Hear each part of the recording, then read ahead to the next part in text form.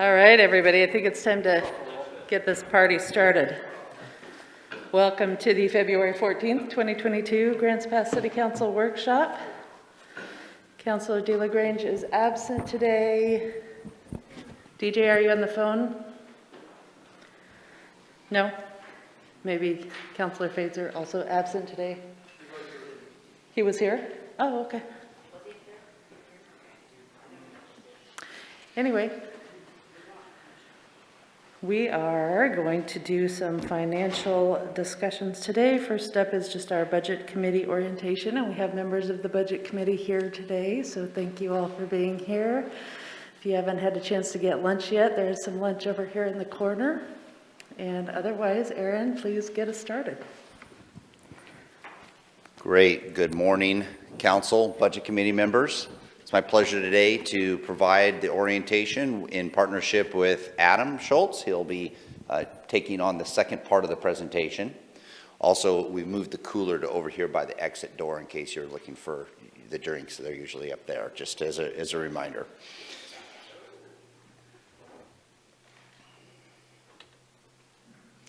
So today I'll be talking about just general background of the budget, the mechanics, the budget structure and the funding structure, the additional considerations that are taken when we're putting the budget together, and then what does the budget follow? Follows policies directed by council, which are identified in the strategic plan. We're going to talk briefly about that. And then Adam's going to come in and talk about the overview of the city finances. This is all in preparation for our meetings that we have in May. So what is a budget? Well, budget just is not a book of numbers, although if I pull up the budget I've got here in my hand, it does have quite a few numbers in it, but it also does a lot more. It makes lawful appropriations that give the city the authority to spend public dollars. Without an actual approved budget, city staff would not have any authority to do any kind of purchasing at all. A financial plan for the city for one fiscal year. We do project out our second year, but primarily we're adopting the budget just for one fiscal year with projections in a second year. It's an internal control mechanism because it appropriates resources. Therefore, it holds us accountable on our spending. It's a policy document. It truly does define and follow the policy as directed by City Council. And it is a public communication document. It's a great document for people to grab if they're wanting to have an idea of what we're doing, where we're going, and how we're getting there.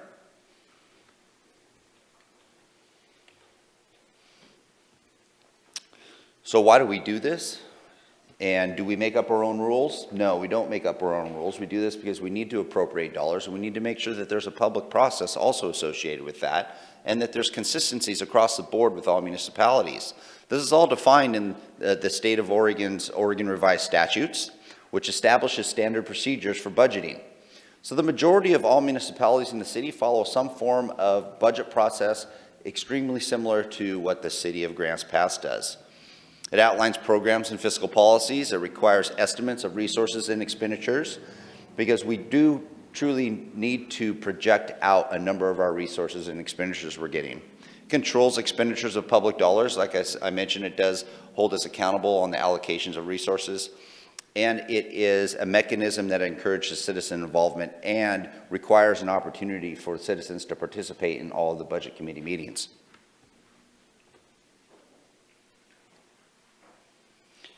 So an overview, the budget officer, who is slated as the city manager, and city staff prepares the proposed budget. We've been working on the budget for quite some time, and once strategic planning is over, it definitely provides us with clear direction, and we really are crunching the numbers. But crunching the numbers and trying to look out at projections starts towards the end of the calendar year for us to be prepared for the budget process that occurs in May. The Budget Committee reviews, revises, and approves the budget. So city staff proposes the budget to the Budget Committee. The Budget Committee approves the budget, and then that budget, as approved by the Budget Committee, goes to the City Council for adoption. And then the Council adopts the budget, potentially with minor changes, or maybe just as the Budget Committee approved. The Budget Committee consists of city council members and an equal number of citizen representatives. The primary roles of the Budget Committee are to hear the budget message, hold the public meetings, which are vital to this process, hear public comment and provide that public opportunity at each meeting, review and discuss the proposed budget, make any revisions to the proposed budget, ultimately approve the budget at the end of those meetings in May, and ultimately also approving the tax rate and the dollar amount, which is an important piece when it comes to revenues received by the city. That is an important aspect that occurs at the end of your session as a budget committee and also as the city council as they adopt the budget. We need to make separate motions to approve each tax rate and dollar amount. The budget is organized by funds.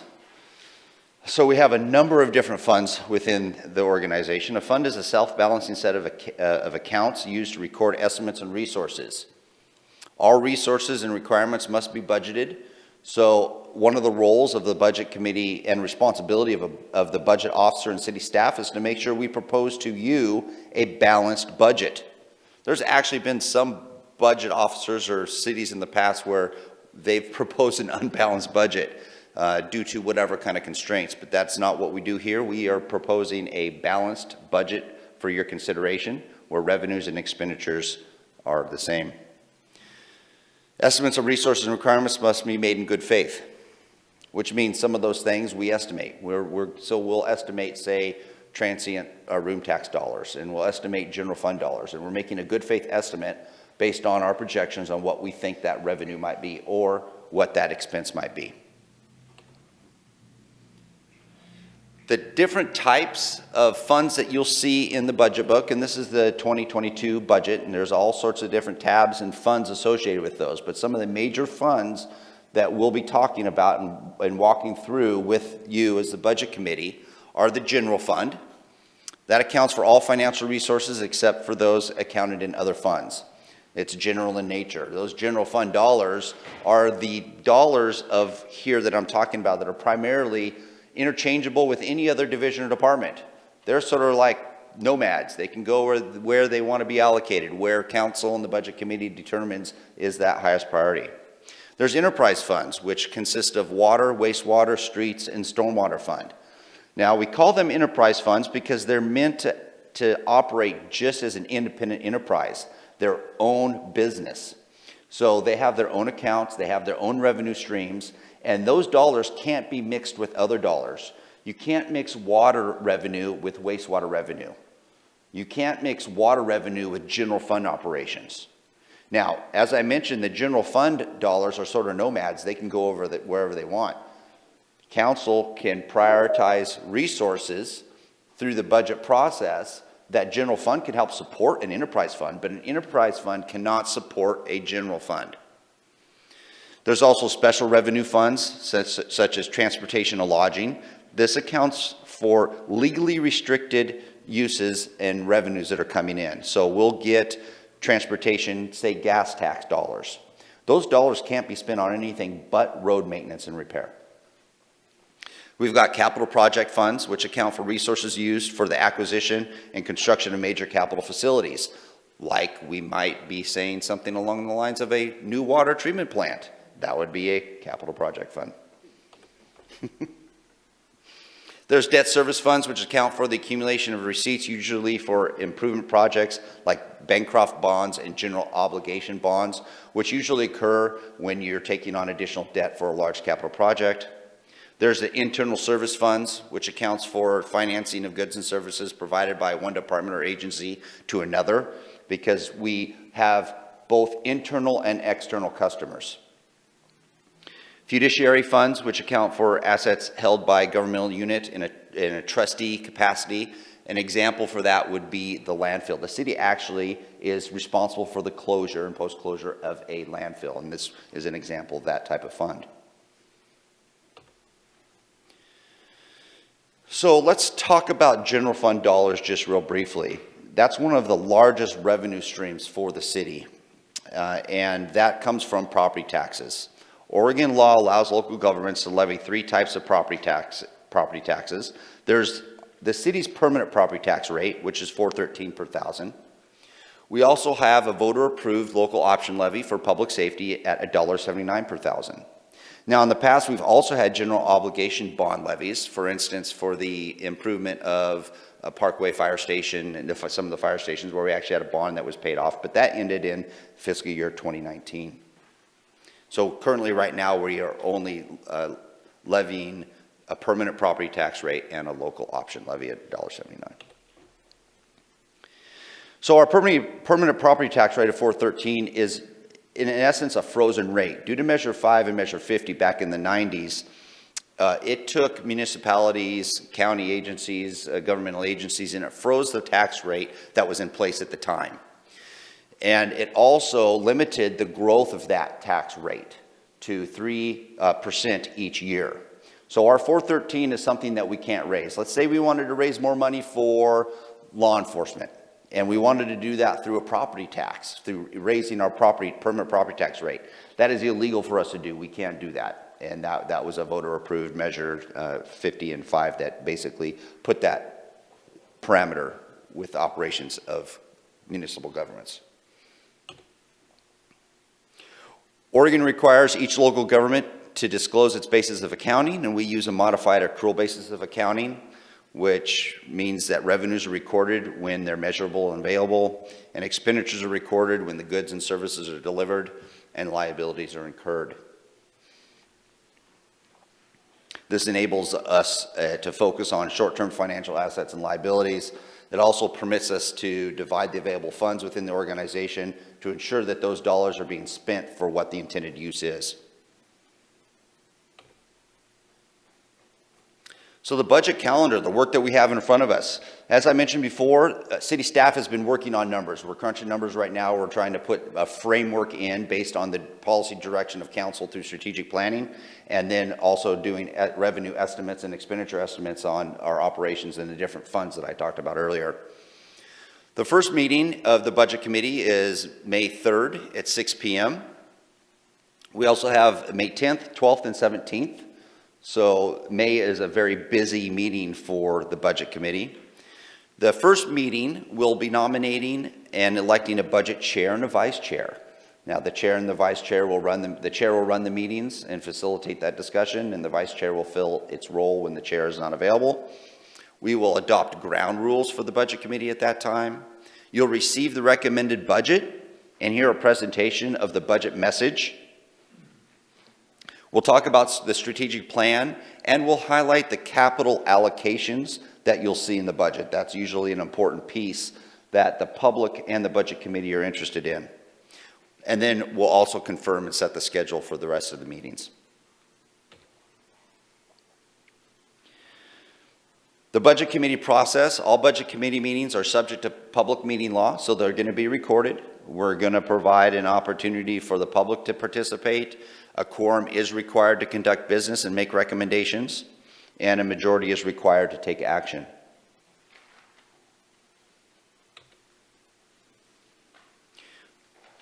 As Oregon Revised Statute states, and as the spirit of grants passed in the way we hold our meetings, public comment is extremely important. The budget is a public document, and once it's released, it can be to the budget committee. It is also released to the public, and copies are made available for review, and it's also something that we try to post online. The committee must take, the committee itself, the budget committee, must take public comment at each public hearing. So at every one of your 4 meetings, there'll be an opportunity for public comment. And usually that occurs towards the end of the meeting so they can make comments on what has been provided. Any members of the public may speak. It does not necessarily have to be a resident within the city. It could be anybody that is at the meeting can have a voice, and they'll be provided the 3-minute public comment period. So let me recap sort of the big picture items. There's 3 main steps. There's the proposed budget. Then there's the approved budget. This is the key responsibility of the budget committee. And then the city council in June adopts the budget.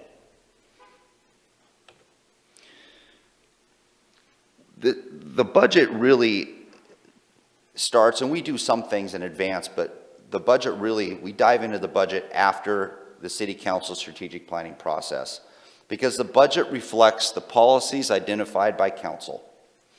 And we must try to match those resources to council's desired policies and goals.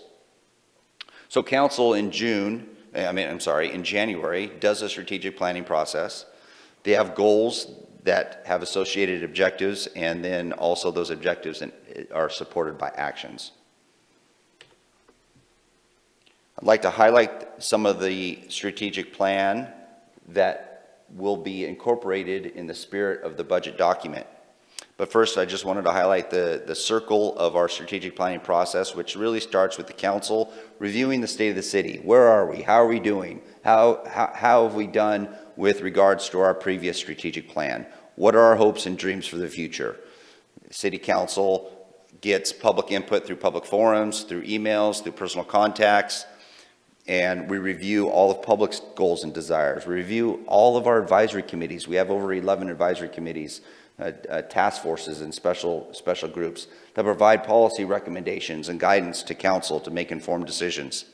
We also have council and also staff input, and we've combined all of those things and have a discussion and come up with a prioritization process.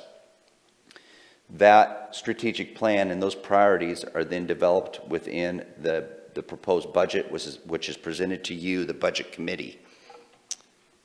And then the budget committee appropriates resources, staff implements the work plan and implements those, and we monitor success, and we do it all over again each year.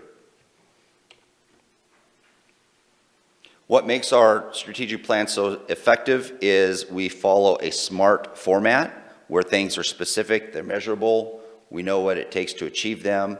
Is it realistic, and what type of resources does it take to accomplish those? And also, when would we be looking at accomplishing these things and spending time on those on a quarterly basis or an annual basis?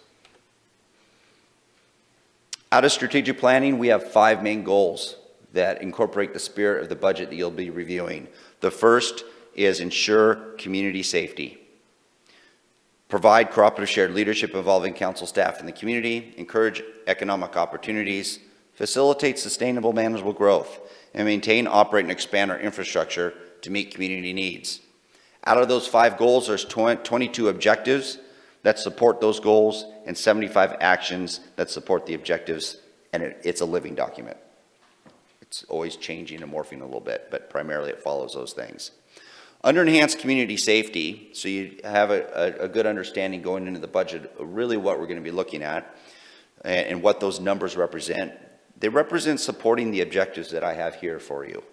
The objectives under enhanced community safety is to maintain necessary criminal justice infrastructure, prevention-focused community policing to reduce crime and build public trust, utilize technology and social media to produce positive outcomes relative to improvements in public safety practices, and enhance a safe and secure environment. Under provide cooperative shared leadership, there are 3 main objectives.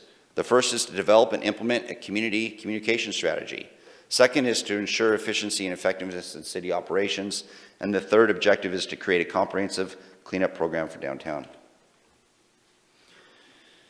Under encourage economic opportunities, there are 2 main objectives. The first is to facilitate an environment to encourage business prosperity and economic opportunities. And the second is to enhance commercial district to create quality shopping and dining experiences. And these are the objectives. I'm not going to go into the actions today. We do have a strategic plan. It's online. You could take a look at that, or if you'd like to have a hard copy, we can get you a hard copy also. That ultimately will also be in your budget book. There's a tab for strategic planning, so you'll ultimately get more familiar with that also. Under facilitate manageable growth, the objectives are to develop proactive solutions to community development challenges, encourage an environment which provides for the growth of affordable housing opportunities, which has a lot of actions behind that, and then implement a housing action plan, which also has a number of actions associated with that. So there are a number of actions. There's 10 objectives, under maintain, operate, and expand our infrastructure to meet community needs, plan and develop infrastructure, ensure that water, sewer, transportation, storm, bicycle, park infrastructure needs are met, enhance opportunities to promote character and community spirit, provide an environment to help preserve and enhance Grants Pass's historical assets, and develop a tree canopy program. As I phase out of giving you an idea of what the spirit of the strategic plan, of what the budget represents and how it reflects the strategic plan, I do want to highlight the 3-star items that we have been working on that you will have recognized if you've previously been on the budget committee, and you will probably or likely see and hear discussed in front of you in May. The 3-star items, and these are the items that are most important to council that are reflected in the policies that are then reflected in the budget, is build a new water treatment plant, develop Beacon Hill Park, develop landscape amendments focused on xeriscaping, planter strips, and reduced landscape strips, develop a parking restroom management plan, develop a forest stewardship and recreational use plan for Dollar Mountain, alley activation and beautification. I love reading off these 3-star items because council knows that as I'm reading these, we are either actively working on, completing, or well underway of having success in these items right here. But I've got a few more also to highlight. In 2020, develop housing incentives for multifamily units, restore and replace Caveman Pool, install additional security cameras throughout the park system, prevention-focused community policing to help reduce crime and build public trust, identify park infrastructure priorities, install sidewalk and crosswalks in your intersections of Foundry and Booth Streets. Moving on to 2021 and 22, encourage an environment which provides for the growth of affordable housing opportunities, implement housing action plan, explore urban renewal agency opportunities for Caveman Plaza, create a sustainability and energy task force, public facility management plan, trail development and recreation, and permanent funding for police and fire rescue services. What's exciting about this is all what it represents, the budget from 2014 to today. These items were all in the budget, and you as a budget committee appropriated the allocations to make these goals happen. And everything that I've read here, I think we've made progress in accomplishing and completing. So it's a really neat and exciting process to have council develop those policies, and for staff to try to develop a proposed budget for you to ultimately allocate resources and appropriate those resources to where we can make those goals come true for council and the community. So with that, that concludes my portion of the presentation, but we have Adam Schultz that's going to come on and go into some more detail about an overview of the city finances for you, and then both of us will be available for questions after that. So I'm going to exit out of my presentation here and pull Adam up. He is virtual, so you'll see his smiling face up here on the screen, and he'll take over the presentation in just a second.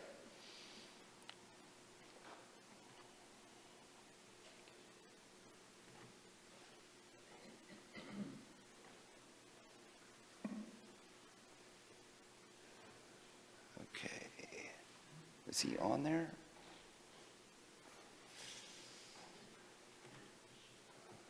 I'm working on it. Let's see.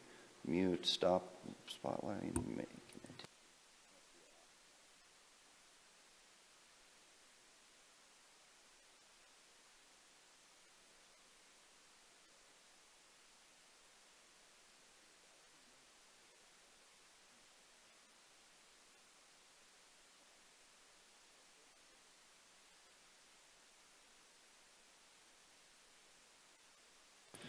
All right, Adam, you're all geared up. All right, thank you, Aaron. Get rid of that green. There we go. All right, so back again, did it?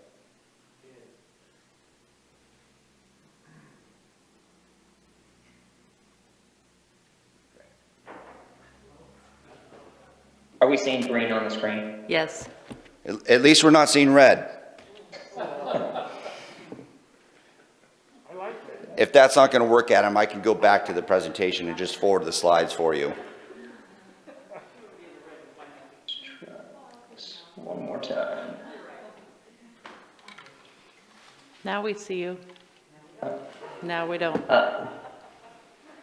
Well, I'm not sure what's going on there. This has worked before, but Aaron, if you could, I'd appreciate that. Most definitely. Hold on.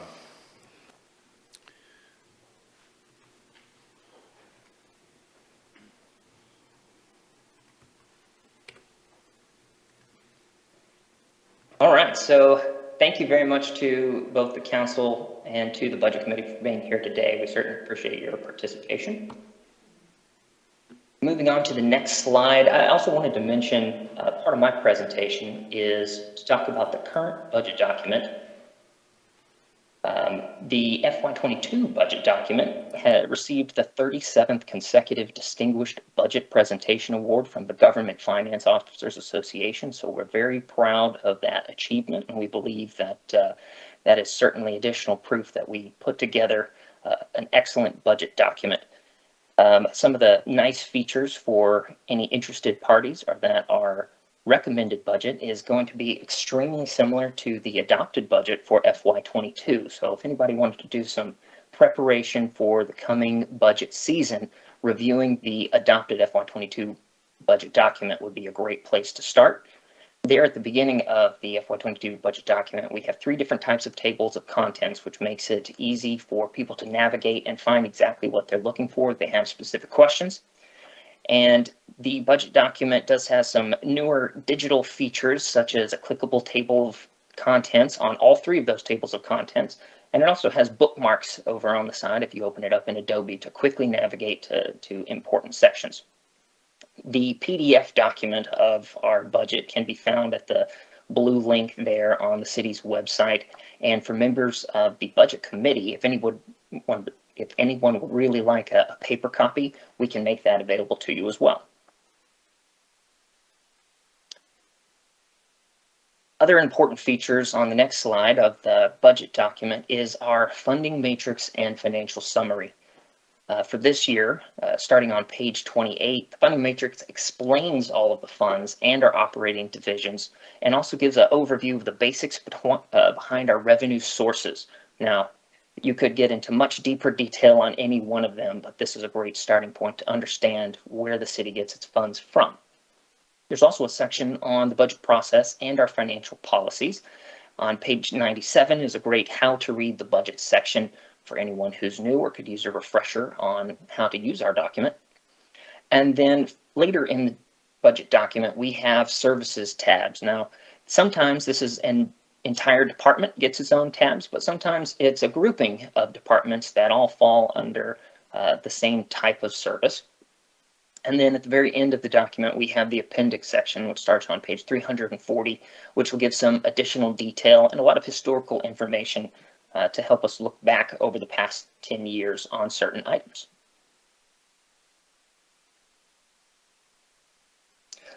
The next page starts to discuss how our city resources are limited as to their reliance on federal and state funding as compared to school districts and many counties. Mostly, the only federal and state funding that we get is through some occasional grants.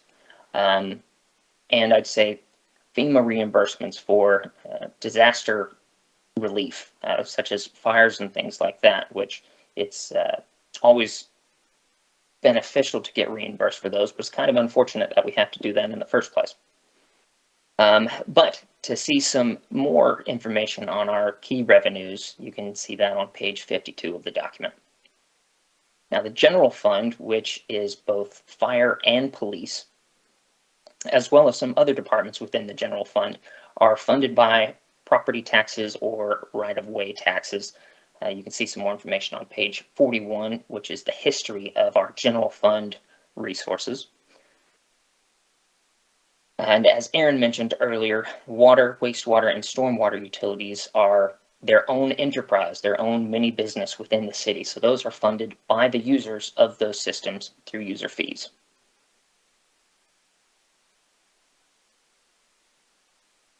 So I've received the question, what is the total budget? And it's very important to understand what a total budget is made up of, because one large number all by itself is not provide a lot of information without the context that goes behind it.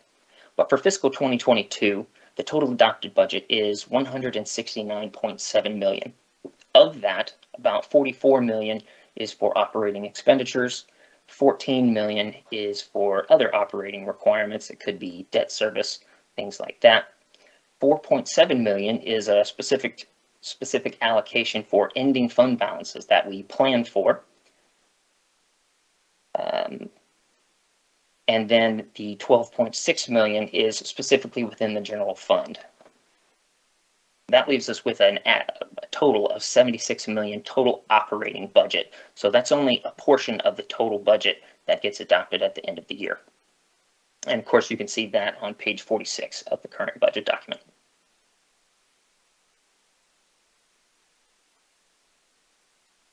To continue on, the only discretionary resources are those within the general fund. Like Aaron said, they can those general fund resources can be used anywhere, whereas water resources can't be used for general fund services. There are the details on discretionary general fund resources are on page 46 and also on page 352 of the current budget document.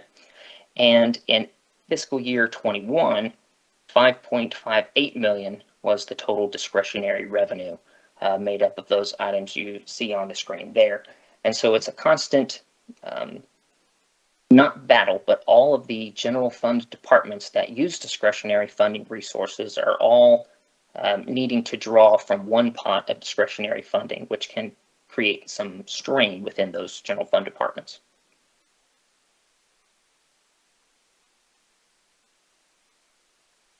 Whenever we're looking at the budget document later this year, but starting with looking at the FY22 budget, you'll see all of these columns that have actuals for the prior 2 years, or excuse me, 2 years ago, so 19 and 20. And then we've got the FY21 budget, and then we've got what was the recommended, approved, and adopted budget for fiscal year 22, and then that projected number. So this is for the current year. Now, the program-generated resources that you see in the red box are the revenues that are specifically for this purpose. So this example uses public safety, which you can see on page 128 of the current fiscal year budget. So there are $22.7 million that are designated for public safety, but then public safety needs additional general support of $2.59 million. So that is a fairly significant portion of that 5.16 that I mentioned on the previous slide. And then just as a note between the similarities and differences between the FY22 adopted budget and what you'll see in the recommended budget is that in the past year, police and fire have been under the same umbrella of the public safety department. But now fire and police have separated. For the budget document, they'll still remain in the Public Safety Services tab as they do provide that service, but they are their own departments now. So we'll be moving fire rescue to the top of the list, and that is solely because our accounting structure in the back end has fire first.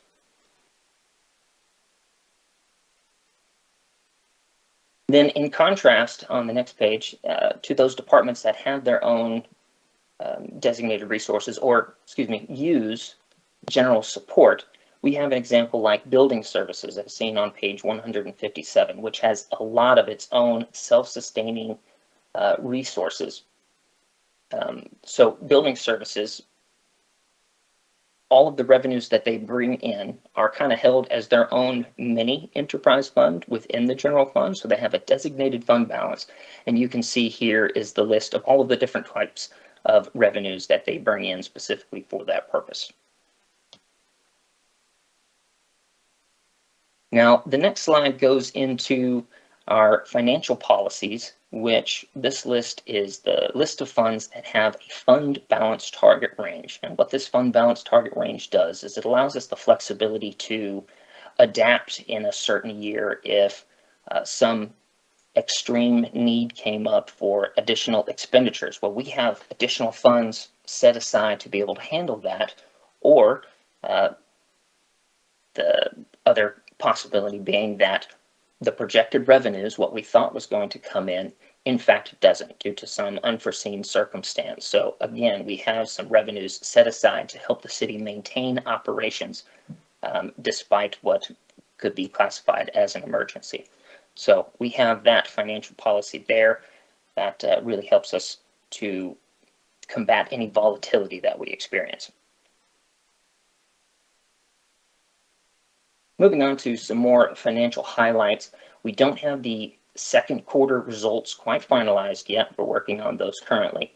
But when that is available and presented to council here within the month, I'd say, it'll have important documents like the monthly financial report through December, expanded year-to-date general fund revenue summary, year-to-date revenues by fund, expanded year-to-date expenditure summary by program and activity, quarterly capital fund and capital project reports, information on the Urban Renewal Agency, and also an investment summary as of the quarter.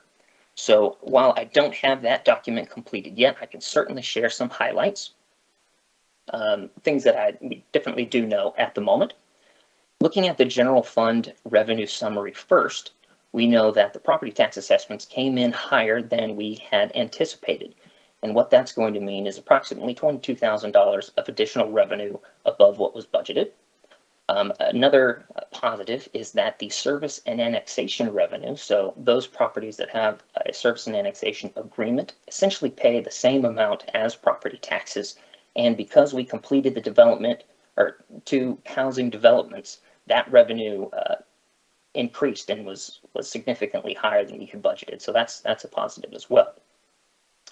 Local marijuana tax is already 31% above budget. Now, the local marijuana tax is fairly young, so we've tried to remain conservative in our estimates of how much revenue we'd be getting from that, but every year we get a little bit closer to what is a very good estimate of what we'll be receiving going forward. Now, some negative news being that we actually have 2 types of marijuana tax. We have the local marijuana tax and then the state shared portion of the marijuana tax. Now, due to Measure 110, it looks like we're actually going to be receiving $100,000 less than budgeted. The effective Measure 110, we didn't have the full dollar amount effect of what that would be until after we had already provided the budget numbers for FY22. So that's definitely unfortunate, and we'll have to reduce our estimates going forward. That $100,000 fortunately should be offset a little bit by those additional property tax and service and annexation revenues from above. And to end on a positive note, the rest of the revenues you see on the slide there are all projected to come in over budget. So that is good news as well. Moving out of the general fund and into the lodging tax revenue, I am pleased to report that lodging tax revenues have never looked better. There are 2 little charts on the screen, and the top one is the city's lodging tax revenue. And if you look at the grayish bar, that represents the revenue received in 2021. And you'll see that is quite higher than any of those same quarters in previous years. And part of that is due to the city increasing the lodging tax rate from 9% to 12%. But that takes me to the second chart, which is actually the hotel revenues. So this is not the revenue that the city gets, but this is the lodging tax activity as seen directly by the lodging providers within our area, is that those hotel revenues are actually higher than they've been within those same quarters in prior years. So it appears like we've had some strong recovery from the COVID-19 pandemic related to lodging taxes. And another note on that being that because we've received so much lodging taxes, we will likely need to do a budget adjustment toward the end of the year.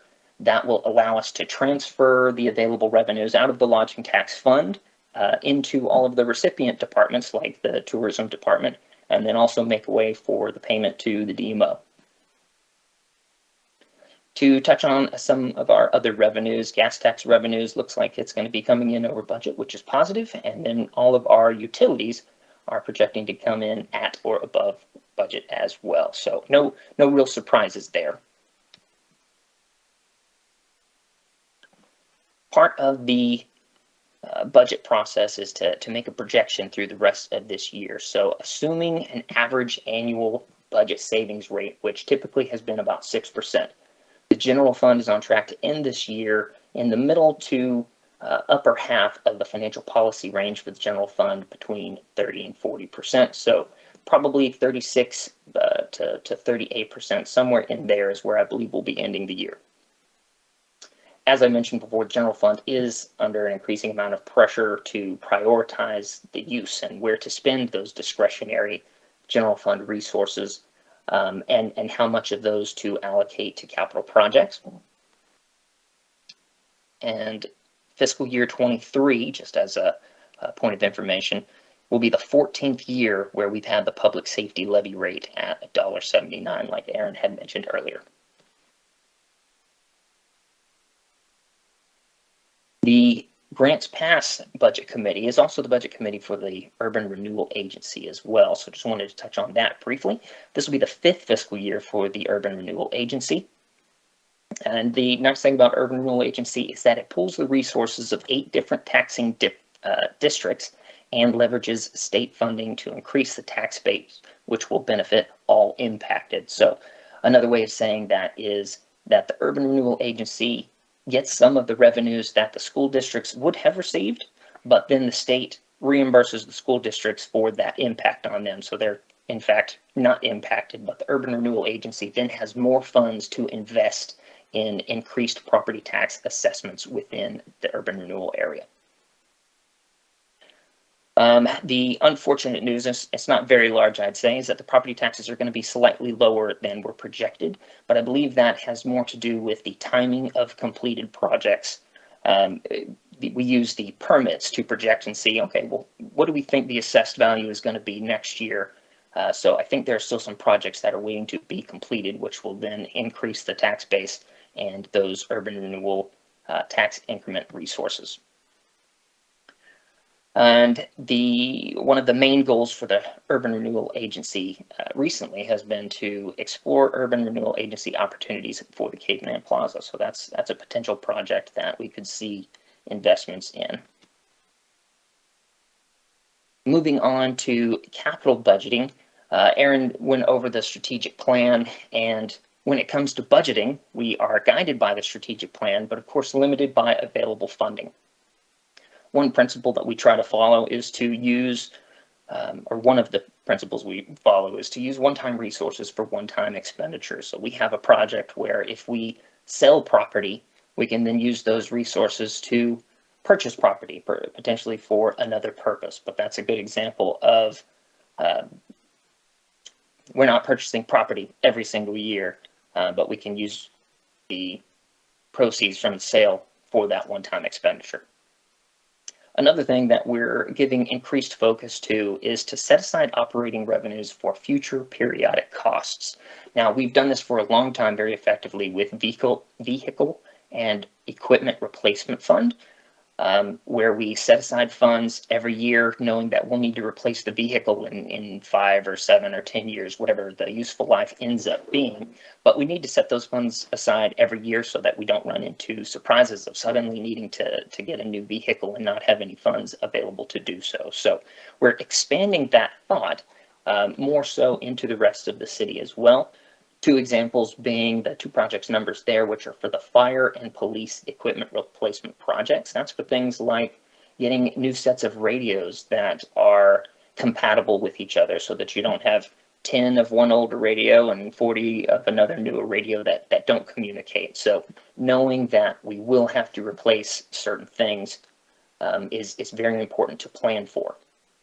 And doing so reduces the volatility and reduces the need for emergency debt, and which then just brings on additional interest costs. So every year planning to set aside for those things will give us stability in the future. In the past, there were enough general support resources to be able to take on certain maintenance or new projects as they came up. However, because there's more strain on the general support discretionary resources, that's really where setting aside for necessary equipment, necessary replacement and maintenance is so important. So we have LB 6413, which is the Municipal Buildings Capital Asset Plan, which is going to give us a full overview of every asset that we have in the city and let us know what the maintenance schedule should be, what the replacement schedule should be, so that we can start setting aside those funds appropriately and have them ready and available for use when needed. And with that, I can take any questions. Thanks, Aaron and Adam. That was a lot of information. All right, Joel has a question. Go ahead, Joel. Actually, I have two questions. On page 5 and 6, you talk about there's a lid of $10 per rate on our tax levies from all jurisdictions. And I wondered what is our cumulative tax rate now and what other jurisdictions are involved in that?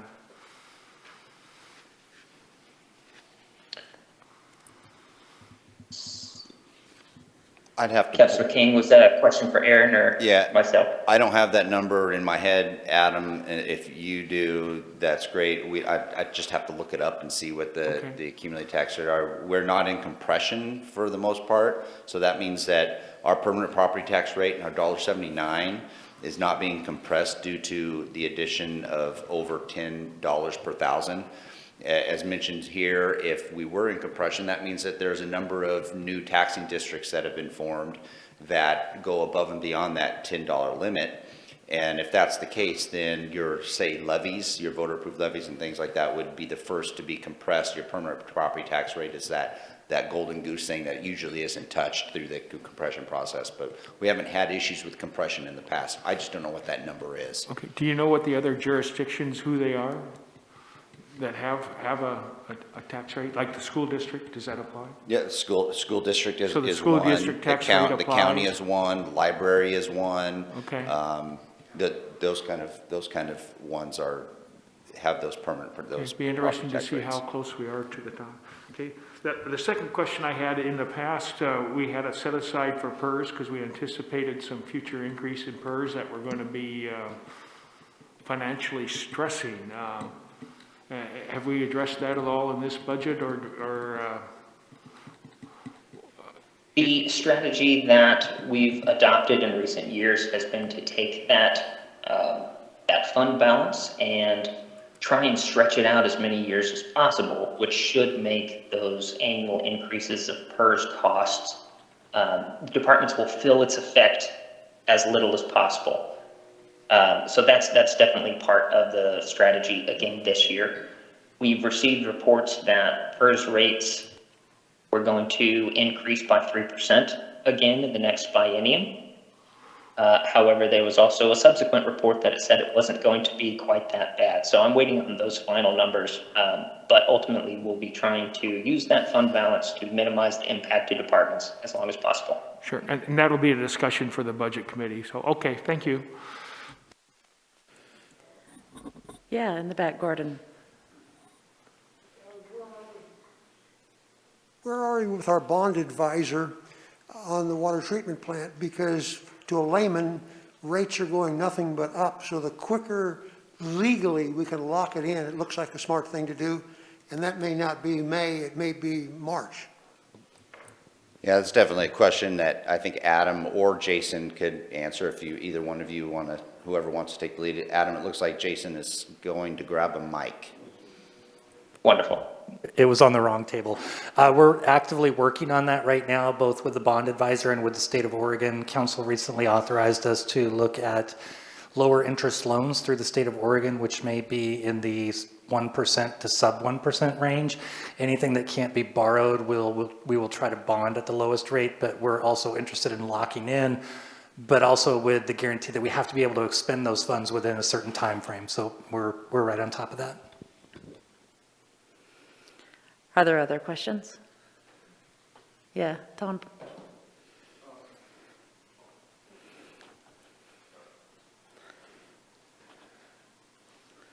My question is on slide number 35 on page 18. I know this is an example, Adam, and I just wanted to draw attention to the two right-hand columns. Slide 35 on page 18. There, oh, you've got it. That's the right one.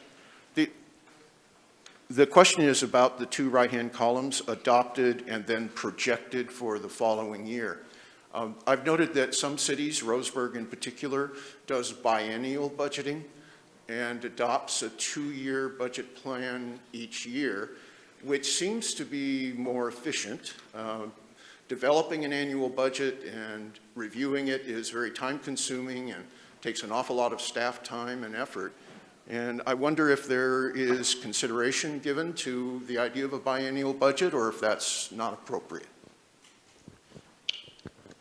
Another interesting aspect of the biennial budget, I'd say, is that those municipalities that do have a biennial budget, they still have an annual review.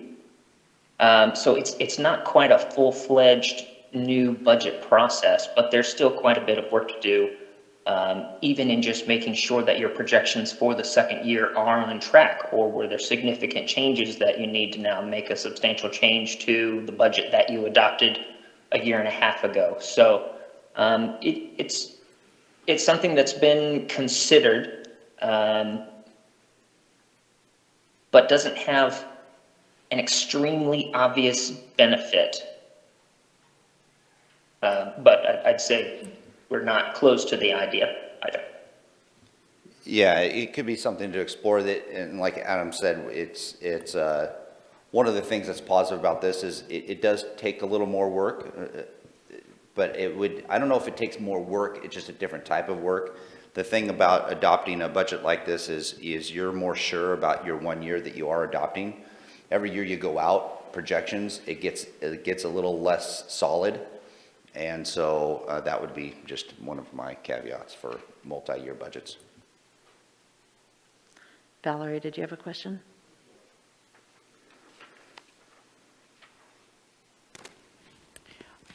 I guess I have two questions. One of my questions was when we were talking about revenue resources and money that does come in, and you talk about the money going up. When we get the proposed budget, does it show, do you specifically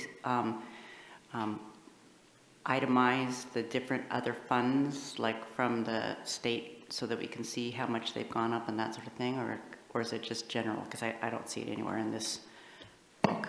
Is it in the one that we will be getting?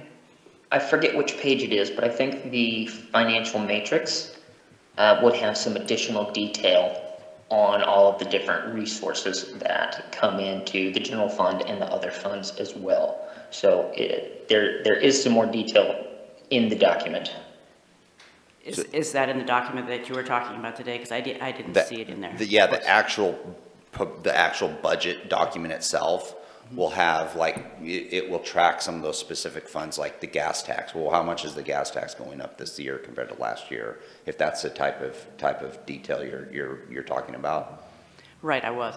Yeah, I yeah. was looking for it in this, and I didn't see that, so I was just Or wondering what it even was. projected estimated franchise fees from, say, a Right. Vista or something like that. It will show, we've got it broken down for that. The one that's here is just more, it's not I know, as I just detailed. looked in the book and I didn't find it, so if you could specifically give me the page on that, I would be. Yeah, it's the funding matrix section, and I forget the page number, but that's where it would be. Okay. So it starts on page 28. Okay, I'll look for it there. And then I had another question. You said you were moving the fire, that you were actually going through the separation of the fire from the police. Am I correct? Could you explain again how that's going to look in the book, or is it going to be any different? I'd say the biggest change is if you see the arrow that's on the screen right now, the fire rescue line will be at the top. Okay, so the numbers will just be moving in the book under the budget details. But they won't. The whole public safety section will be in that same order. So fire rescue will be moved to the front, and then the police division. And then it's the police division that really has most of the oversight over the remaining public safety services provided. So it just groups them together instead of having fire right in the middle of a lot of police services. Okay, thank you. We were a little late in the game, meaning what we had for supply and those kind of things to have an extra tab, just now have a police tab or a fire tab. So we've got the tabs for public safety. We're going to keep it that way. But if you open up the public safety tab in the new budget, you'll see that fire will be on the front, and it will be separated. Okay, thank you. Are there other questions? Budget Committee members? No? All right, well, that'll do it for today then, I guess. Thanks for the information. And are we expecting the committee to come back before May? No, but one of the things that we have is, for instance, like today, it was sort of a conscious effort of council to also have a discussion of permanent funding for public safety today also. So I know council was going to extend the invite for you to be here to listen in on that discussion. That should be a good one, and Adam's going to lead us on that. So that's coming up next if you'd like to get some of that information. Yeah, you are welcome to stay for the rest, of course. And then actually, right now we have scheduled for our March 21st and 28th workshops. Those are the Monday workshops to discuss the land and buildings projects and urban renewal agencies. So if you were so inclined and you wanted more information about those projects and their budgets, that'll be coming up at the end of March.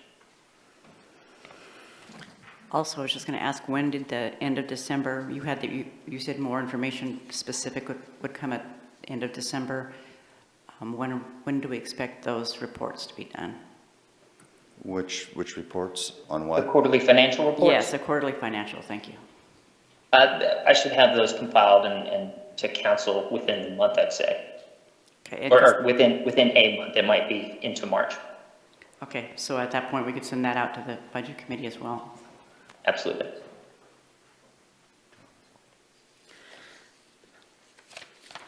All right.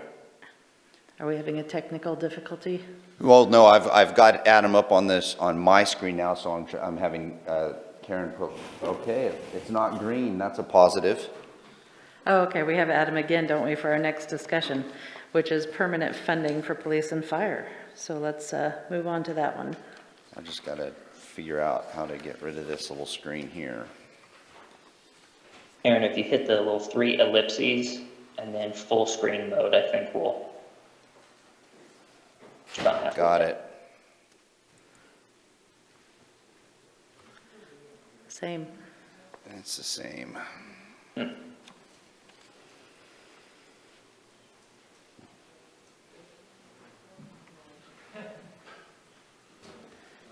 Now we're back to green.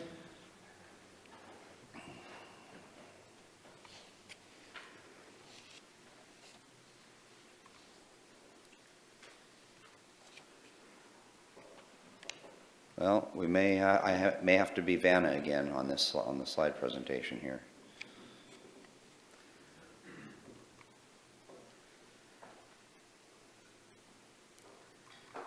Adam is back behind you, Aaron. It just has kind of that wide black bar. Okay.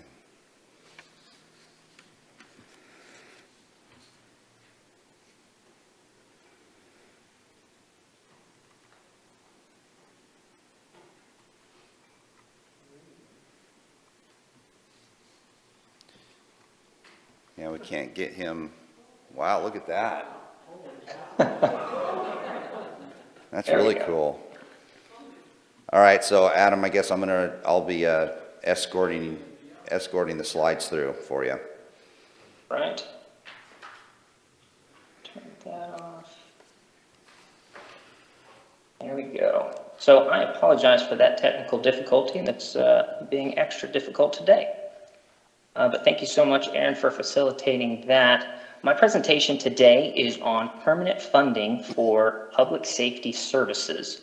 And similar to what I've just mentioned with the budget, public safety services do encompass more than just police and fire. So the funding really is for all of those services, such as fire, police support, crisis support, and also the sobering center. I just want to know, Adam, since you're not in the room, you can't see, but Sheriff Daniels is also here today, and he may want to add something towards the end of the presentation also on law enforcement funding. Wonderful. Thank you, Aaron. Yep. The subject and summary of my presentation today will be to present some of the funding options and get direction from council on which ones you'd like us to pursue or bring back more information on. It'll be a part history lesson as well for those that we've looked into in the past.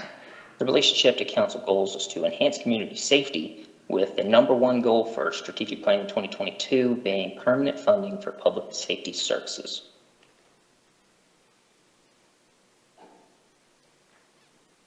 Looking at the current public safety temporary levy, there's some history there of what the rate was between those fiscal years. Then if I could draw your attention to November of 2008 was the first time we put a $1.89 public safety on the ballot, which was unsuccessful by a pretty narrow margin. And then again in November of 2020, we put a $1.89 on the ballot, which was also unsuccessful. Now, the thing about a temporary levy is that it must be approved by the voters. It can have a maximum term of 5 years, so you could go for a longer term, but eventually you'd have to get it renewed by the voters. And at the moment, based on our assessed values, each 10 cents gives us around $345,000 of revenue. Now, the pie chart over to the right looks at the entire public safety budget and then points out which revenues support that activity. So our permanent our permanent property taxes support 56% of our public safety services. This $1.79 levy supports 24% of public safety services. We have a small 5% of other resources and intergovernmental resources, which includes grants. And then the remaining 10% is all from general support, which, as I noted in the prior presentation, there is an increasing amount of competition for use of those general support dollars.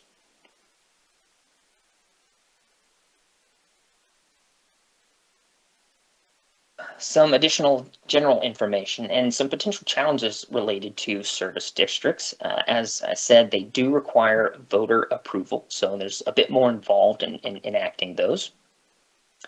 The recent trend of expenditures increasing at a faster rate than our current revenues, property taxes being one of those main ones, basically means that both the city and a new service district, even with its own permanent property tax rate, would kind of be in the position of needing to consider service level limits and or reductions, or would need to be motivated to find other additional resources.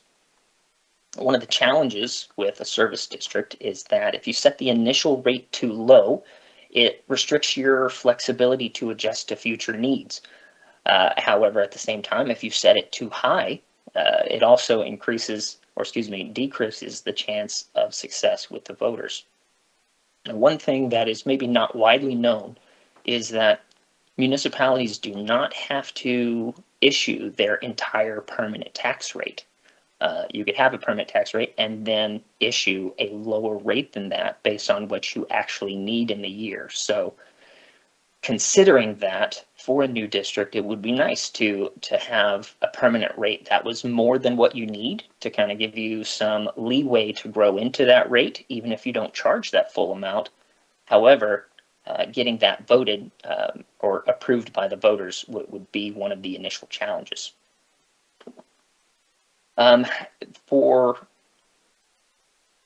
To split out any of the services or the city's departments into their own service district would kind of require the assumption that they would be contracting with the city for certain administrative support services, such as human resources, finance, legal, IT, insurance, GIS, fleet, and there are more, so I apologize to any that I left out. But essentially the thought there is that for an independent district to set up its own human resource department and its own finance department and its own legal counsel, it would actually cost them a lot more to do that independently than to benefit from the economies of scale that we have at the city by providing those services to more departments and employees. Considering a park district as one option, the Parks Department in the fiscal 22 budget uses $2.6 million of general support. To completely fund the Parks District, that would require a service district property tax rate of 0.76 per thousand. And again, every 345,000 or every 10 cents, excuse me, every $345,000 of other revenues would be able to reduce that required rate by 10 cents. Doing so would really free up that general support, which there is increasing competition for, and allow that general support to be used by other departments. If we did go after a parks district, the city would still very much need the $1.79 temporary public safety levy. Moving on to a fire rescue services district, you may recall that in 2019, a fire rescue service district with a rate of $2.03 was put on the ballot. It was not successful. Looking at the fiscal 22 budget for fire rescue, that is $7.52 million. To completely fund that operation would require a rate of $2.18. So that's even more than the 203 that failed before. Again, that disclaimer about additional resources could reduce that rate. Looking at some of the current other resources that fire has, there's $130,000 approximately from the county, and that's for the FireWise program. Important to note on that is that if the funding is not there, the program is not there, or the expenditure is not there.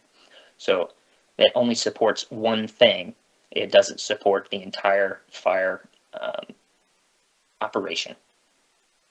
Some of the other designated resources were $227,000 from FEMA for emergency response in 2021. Ideally, disaster relief and emergency response is not a reliable annual resource to build one's operating budget off of, so not extremely reliable. Other than that, fire rescue at the moment only has about $4,500 of other designated resources directly to them. So if a fire district were to be successful, it would need to be a combination of the appropriate rate, and they'd also be needing to look for additional revenue sources as well.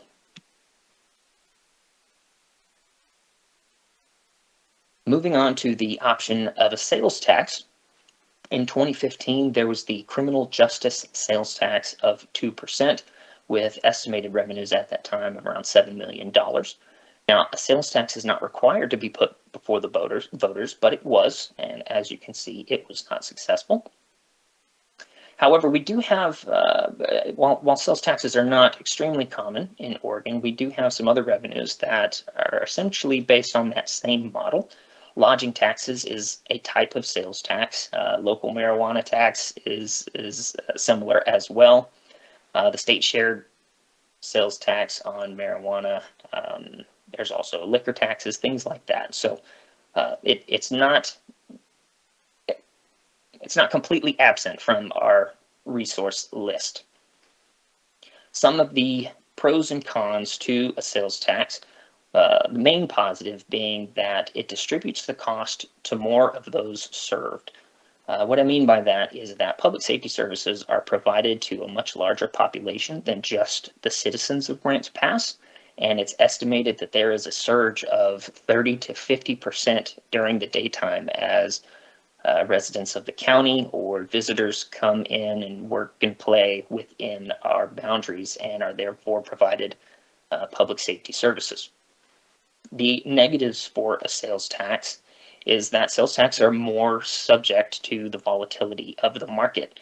And COVID-19 is a perfect example of that. Some of our neighbors who have a sales tax were very negatively impacted by not having the same activity going on that produced the sales tax revenue that they depended on. So that's a negative. At the same time, COVID-type pandemics are fairly rare, and history has now shown that there is federal support for backfilling those lost revenues with the CARES Act and ARPA funds, things like that. But that's definitely something to note about sales tax.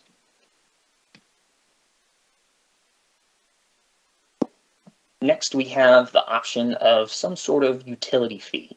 Now this chart here, and there's some more details on the following slide, but this is kind of a comparison of the revenues that can be brought in through property tax, which you can see there, that current rate of $1.79 brings in around 6.1 or $6.2 million versus a similar monthly burden on a taxpayer or a ratepayer of $29.36 per month would actually bring in $2 million more of revenue.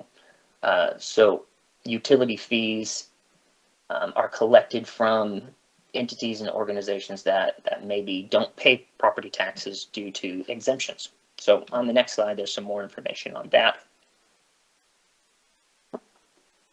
One of the positives of a utility fee is that it can be enacted by ordinance. It doesn't have to go to the voters. The cost can be distributed to a greater relative portion of those served, as you'd be collecting from those who don't necessarily pay property taxes.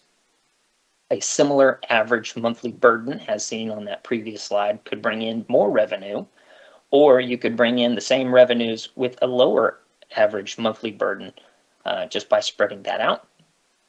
A utility fee based similarly to the utility fees that we already have in place is that it could increase with the consumer price index. So there's a measure by which we could appropriately and proportionately increase that fee. And because we also already charge utility fees and have that entire mechanism set up, it'd be relatively easy to implement. The negatives of a utility fee, depending on your perspective, is that it can be enacted by an ordinance. As opposed to putting it out to the voters. So I put that in both pros and cons. Another thing could be that it is seen or perceived as an increase to the water bill, but of course the water bill actually includes all of our utilities. And I will say, and I want to preface this as this is not a promise, and we definitely don't know this for sure right now, but as Jason mentioned, he's going after that 1% interest rate on as much debt as we can for the water treatment plant. We are also pursuing a $50 million grant for the water treatment plant replacement. So either of those things could be very beneficial to, or really prompt a new rate study to figure out exactly what would be appropriate based on knowing exactly what our debt is, how much that's going to cost each year. And also I'd say knowing exactly how much it's going to cost to operate the facility that gets built. So we don't have everything that we need to know to know exactly what impact that would have, but it would certainly be a positive to get those things and would minimize the impact on a utility bill or the water bill. Another con of a utility fee, or excuse me, another rebuttal to the increase to the water fee is that it allows for flexibility, or excuse me, those additional resources just minimize the impact and allow for flexibility to have an appropriate utility fee for other purposes as well, such as an urban forest utility fee, if that were something that council was interested in.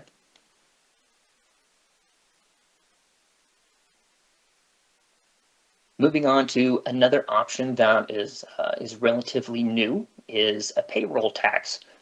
So the city of Eugene implemented a community safety payroll tax, which became effective January 1st of 2021, where the employer pays 0.21% of their wages.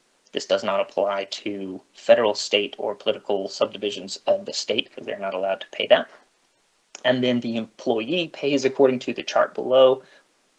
And as you can see there, that first line is essentially an exemption for minimum wage employees not having to pay that, but this is just City of Eugene's example. So if the city were interested in implementing something like this for the City of Grants Pass, we would need to perform a study to determine how much wages we could earn through a payroll tax here in the city.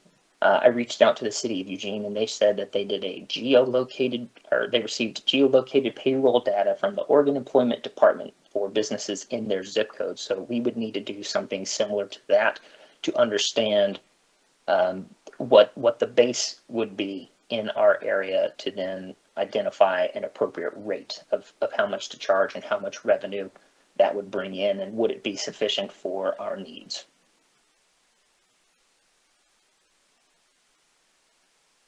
Some of the positives for a payroll tax is that the city of Eugene has paved the way. We have all of their documentation and their wisdom to glean from in coming up with an appropriate approach for the city of Grants Pass. Another positive being that a payroll tax could be enacted by ordinance. It wouldn't have to go out to the voters.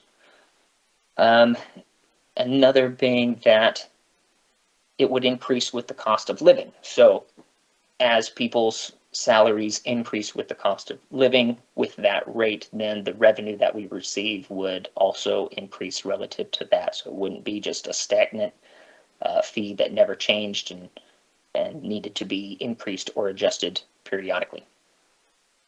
Another positive being that the cost would be distributed to a greater relative portion of those served, especially as it would be employees within our boundaries would be paying this. So this would be captured from anyone who worked here, which would certainly be part of that influx of additional individuals served during the daytime. However, some negatives related to a payroll tax is that it would also be somewhat subject to the volatility of the market, probably not quite as much as sales tax, but it depends on the industry. And also related to payroll tax, at least in comparison to a utility fee, is that we would need to create an entirely new mechanism for collecting and auditing and enforcing those payroll tax receipts that we got from our local businesses.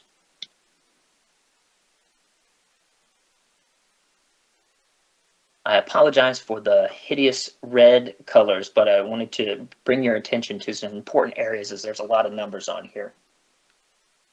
This slide really talks about the idea of diversifying between multiple different revenue sources so that we're not trying to replace the levy with only one source. Perhaps another approach could be to replace the public safety levy with multiple different things. Now, this slide talks about doing a fire service district and also doing a public safety utility fee.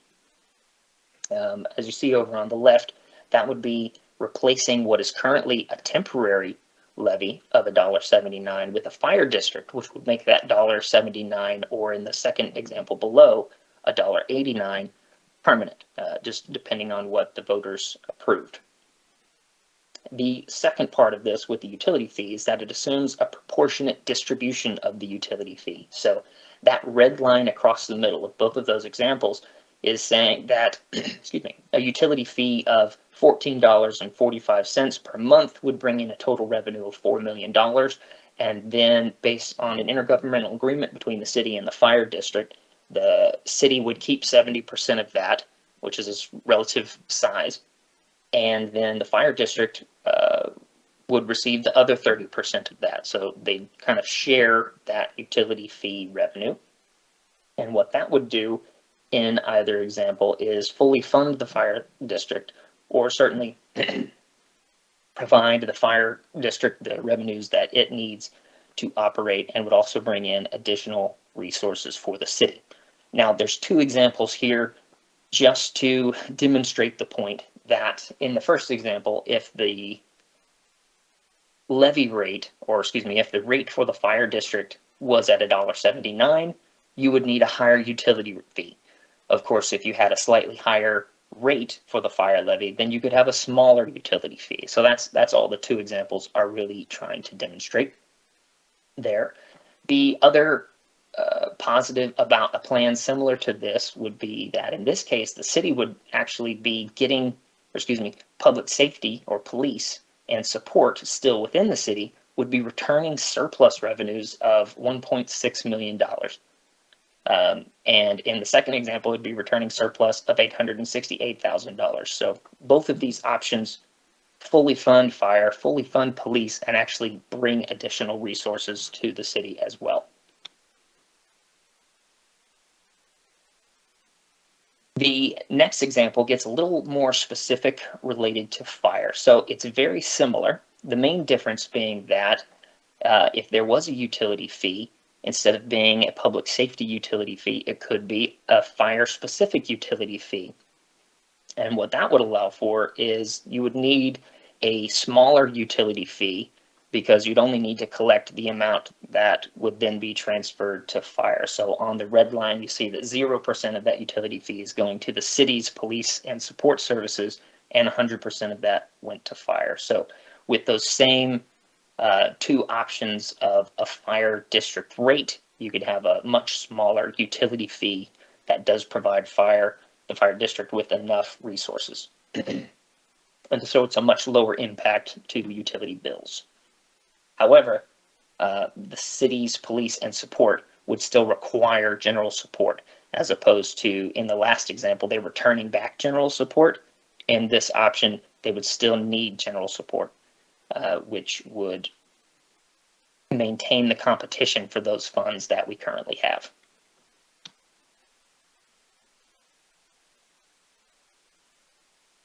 So those are just a couple of examples about diversification of not necessarily putting all of your eggs in one basket and not trying to replace one revenue source with only one different alternate revenue source. So the negatives between or for options 1 and options 2 is that in both of those cases, the burden essentially remains on property owners and residents. It doesn't spread that burden to citizens or residents of the county who come in and work and play within our boundaries. So it doesn't distribute the burden to all served. We do have public safety does get about 22% of all of the lodging taxes that are received. So we do get some of that from the tourists that come into the city. But it doesn't account for the county residents who come in during the day. So that brings me to option 3, which is a bit of it's what I'll call my wild idea. This is a more extreme version of diversification for your consideration. And that would be adding a sales tax or a payroll tax in addition to option 1 or 2, which would reduce the needed tax rate, or it would reduce the impact to a utility fee, because any additional resources brought in through another mechanism just reduces the burden on the revenue sources that you have. Doing so would distribute and minimize the burden to all groups served. I'd say another option could be that if you're worried about charging tourists through the lodging tax and then through a sales tax, we could even look into adjusting the lodging tax distribution and maybe even consider reducing the rate. And I'll talk more about that on the next slide. But essentially, the main benefit of having as many options as possible is that diversification mitigates the risk of any one of these sources. So like a sales tax not doing well in a particular year, well, if that was your only funding source, then your whole entire organization is negatively impacted by that amount, versus if sales tax is only a portion of your funding, then you can rely on the stability of the other ones and be not so negatively impacted.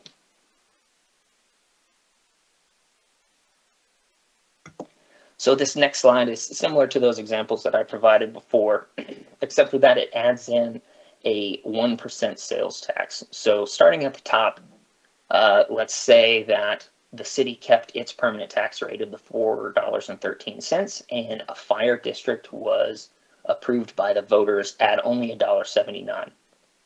Now, the benefit there being that the $1.79 is now permanent and is no longer a temporary levy that has to be chased after every 3 to 5 years. The next line shows that, based on the information that we have, that a sales tax of only 1% could bring in a total of $3.5 million. And then using that similar proportionate distribution of 70% and 30%, 2.4 million of that could go to city police and support, and $1 million of that could go to the fire district. Because the sales tax is such a healthy portion and contribution to police and support, what we could do with lodging tax is reduce the lodging tax rate from 12% down to 10%, which would be less revenue overall. But because you'd be eliminating that, the police and support portion that they receive, so it'd go from 22% of all the lodging taxes to 0%, what you'd actually see over in the far right column is that the other departments and organizations that receive their share of the lodging taxes would actually have $114,000 more to share between them. So we'd be removing public safety from the lodging tax, but then public safety is made whole by the sales tax, and then the rest of the lodging tax recipients are all, the amounts they received are increased. So that'd be a win for them as well. Then moving on to other revenues, of which, as you can see, fire doesn't have a great deal of at the moment. And then in this scenario, you would only need a public safety. Sorry about that. You'd only need a public safety utility fee of $1.92, which is significantly smaller than the other two options that I presented before. And with that, you could even share some of the additional surplus resources with fire, so that fire, wasn't only receiving exactly the amount of revenues that it needs. So it would have a little bit more money then to grow based on the needs of the fire district. And then the city would also, through police and support, would have even additional surplus after that to return back to the city and or use to adjust the service levels for police and support within the city. So I just wanted to be very clear that this is not a recommendation. This is just an idea of if we went after multiple options, it reduces the impact of any one of these resources, where $1.92 utility fee is much more palatable than a $14 a month utility fee, something like that. And a sales tax of 1% is half as much as what was considered in the past that didn't do so well. So that's all this example is just to really talk about diversifying our options. And that essentially concludes the presentation. Ideally, it would be great to get some direction on any of these options that you would like us to pursue further or bring back additional information. And that is at your discretion. And with that, I can take any questions. Thanks, Adam. Did you have something, Aaron? Well, I was just going to say, I didn't know if you wanted to hear from the sheriff at this point and then open it up to all full questions after that's also provided. Sure. Sheriff Daniel, did you want to talk to us? Sure. That's fine, or you can come up here to this mic. Depends on if you're a back of the classroom kind of guy. Okay, I think you can hear me. Thank you very much for giving me just a few minutes there, Mr. Kubik. I'm here, we got a problem in Josephine County. When I say Josephine County, I mean Grants Pass, Cave Junction, and all our residents out in the rural areas. And that is that your sheriff's office is really in a pickle right now, just like you all are trying to find a tax or something to find a way to get by. We're at a cliff in the sheriff's office, to the point where I'm literally $4 million short this year on my budget, and fiscal 23, I'm done. My patrol division will be gone. Excuse me, and I think we've done that before. Not a great place to be. Our criminals don't just live in the county or just live in the city. They're both.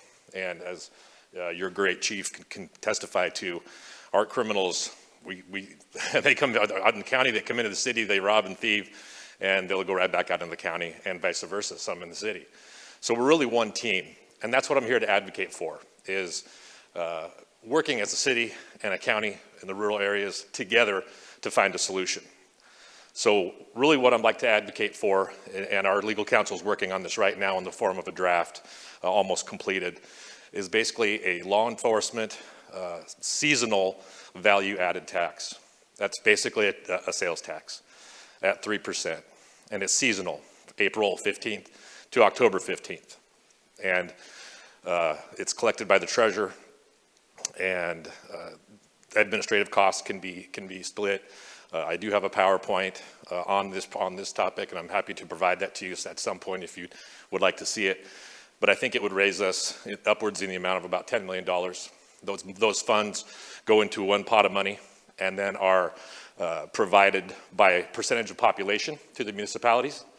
So your law enforcement gets some, our law enforcement gets some. Cave Junction will have some funds for law enforcement. And that's really kind of where it's at. It's the retailers receive 5% of the 3% that is collected on that tax to help ease the burden on them. We only tax up to $2,000, maybe $3,000 on any large purchase. So you're not paying, say it's not going to affect Jim Siegel when you go buy a $45,000 car. You're only going to get taxed on $2,000 or up to $3,000 on one given purchase.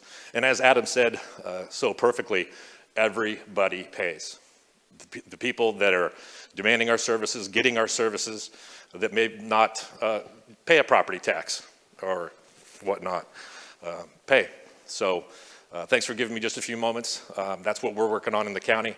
I would really, really like to work on that with the city as well and go in this as a team. Put it on a ballot in a special election before the November election is kind of a timeline we're looking at, so it stands alone when we put it out. So thank you very much. Thank you. Council, do you have any questions, either for the sheriff or Adam or Aaron? Joel, go ahead. In our previous budget discussion, we talked about the local marijuana tax being 31% above the budget. And then under this discussion, we didn't mention the marijuana local tax. And so I just wondered remind me, I'm sure in the past we've had some discussion of where that money goes.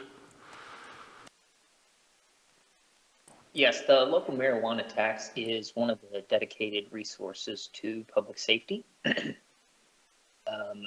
One thing I forgot to mention, I skipped over it in the slides, is that our local marijuana tax is currently 3%. The League of Oregon Cities is currently working on some legislation to give cities the opportunity to increase that local rate up to 10%. But currently we're stuck at 3%. So that's just some additional information specifically related to the local marijuana tax. So then, Adam, following that figure, if the local marijuana tax is 31% above budget, what does that translate to in dollars?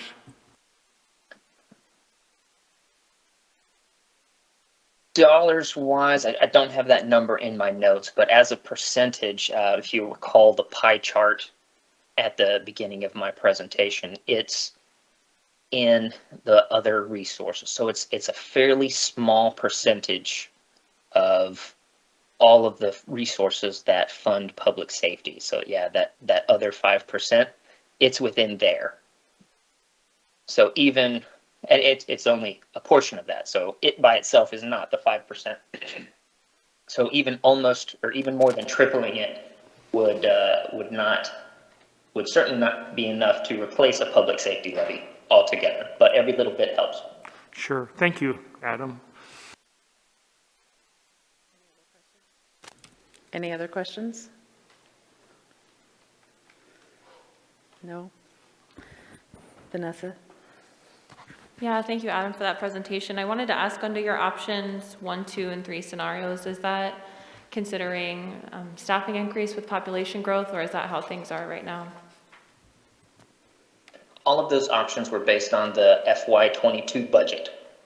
And any scenario is going to start based on certain assumptions. So that's just saying, with our budget as it is right now, here are some options that could fully fund it, but you bring up an excellent point that does not necessarily provide all of the funding for service level increases by either the city or by a fire district, things like that. And it's certainly something that would be important to look into and pursue.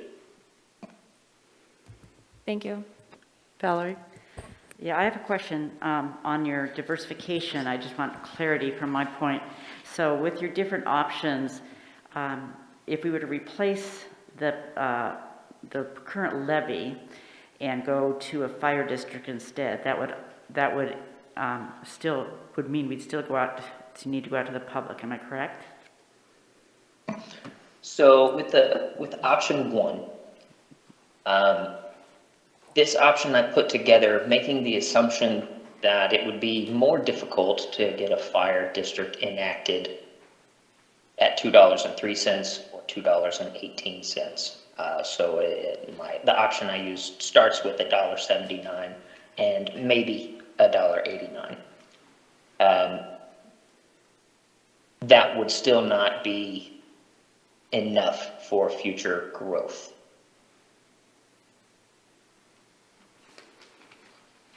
Okay, I guess my question wasn't really answered then, but. What was your question? My question was, if you're changing from going from a levy and deciding to do fire district, we would have to go out to the voter to. Yes, to go to voters fire are the district. ones that, the city council alone does not have the authority to form a district. That would need to be formed by the vote Okay, of the public. that's what I was getting clarity Yes. on. So Yep. even if we made the change away from that, we could do the utility fee without having to go out, but we could not do a fire district without going out. Yeah, a district and a levy will require a vote of the public, a sales tax, an income tax, a utility fee.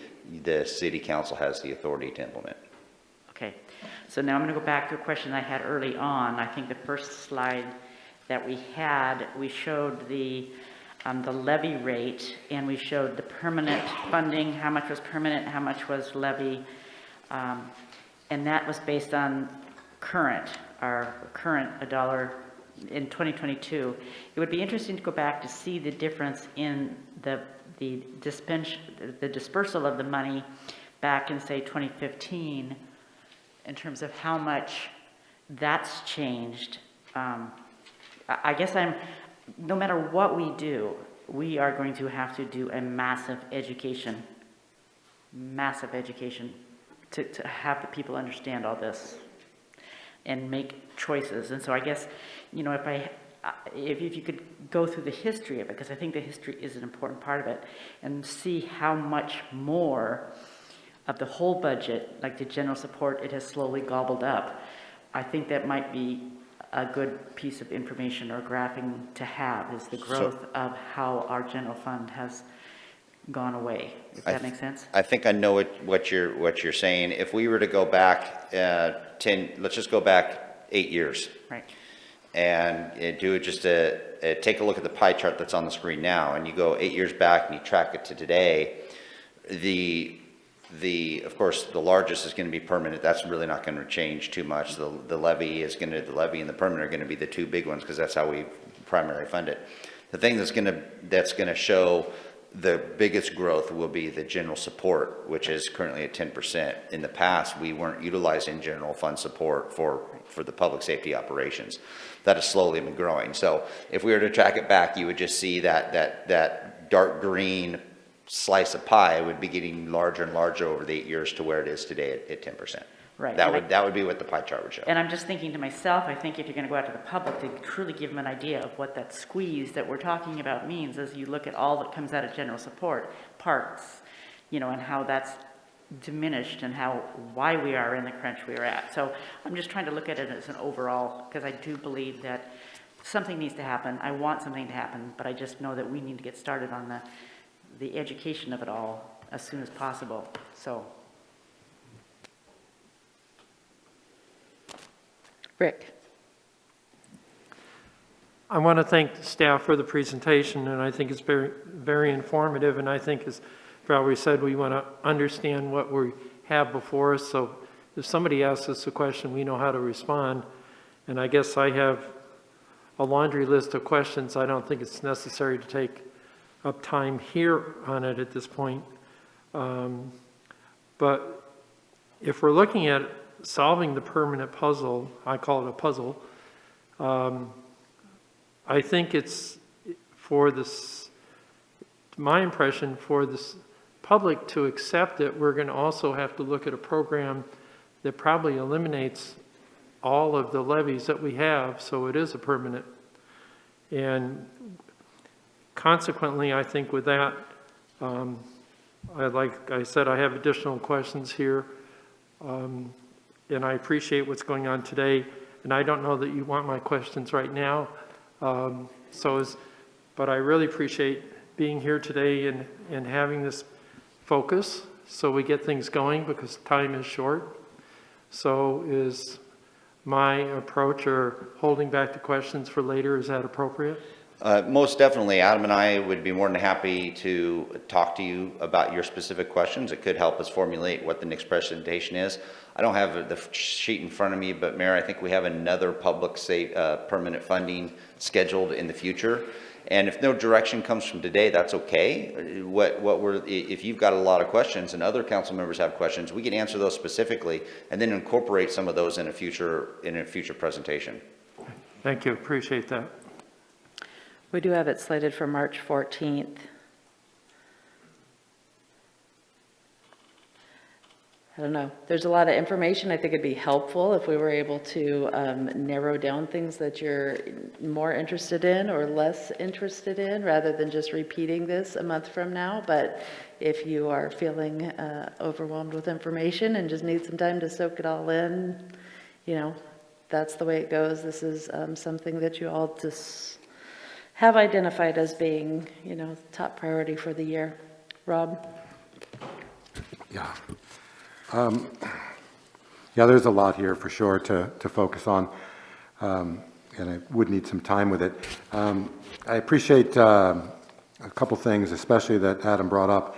And one thing, and kind of dovetailing what Adam's point is, along with Valerie and the need for education, on slide number 4, on page 2, service districts. Two things come into my mind when I read a couple lines down from the top. Recent trends of expenditures are increasing faster than current revenues. So one thing that I think about, and either I'm not seeing something or it just boggles my mind that anyone could not think about this, but it doesn't really even matter what funding mechanism we use.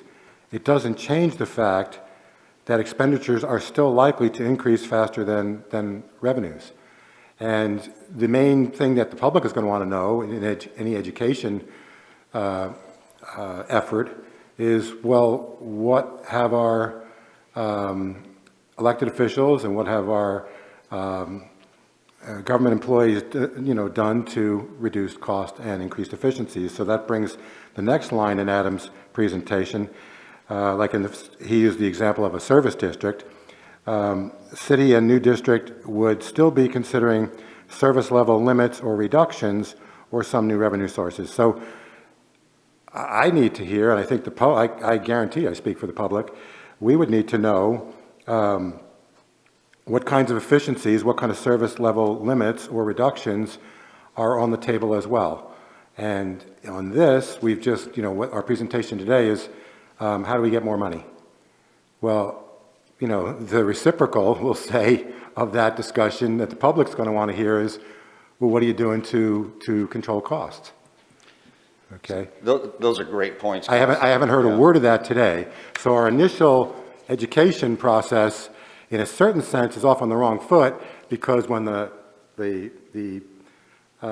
media gets a hold of our discussion today, it's going to be, they sat around and discussed and so forth how to bring in more money, with nothing on the other part of that.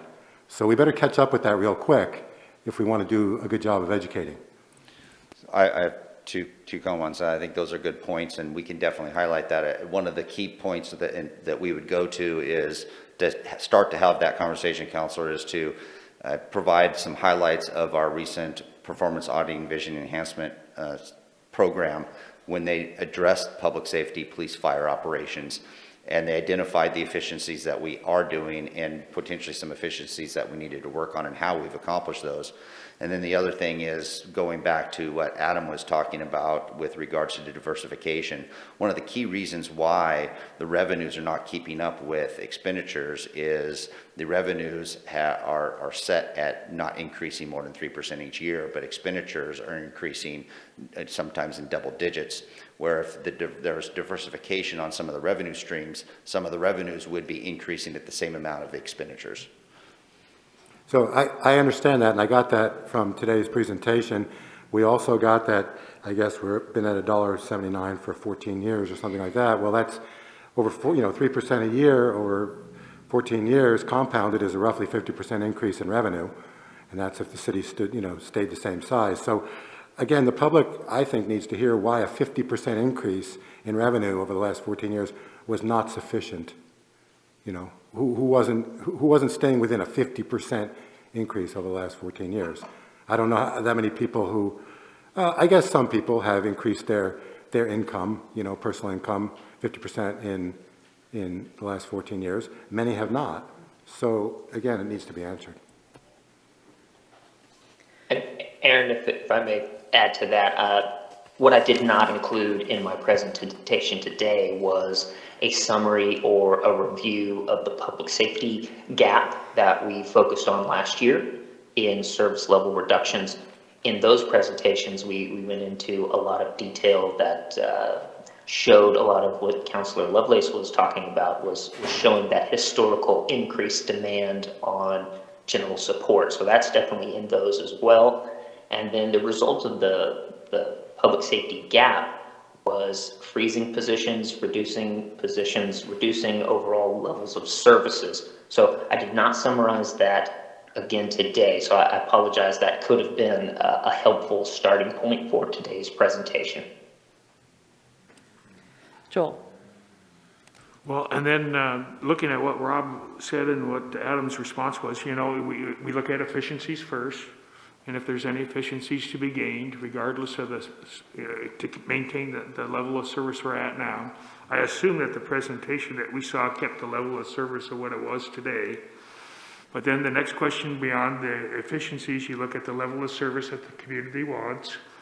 Is it a decreased level of service once you get your efficiencies? Is it an increased level of service? Is it where we're at right now?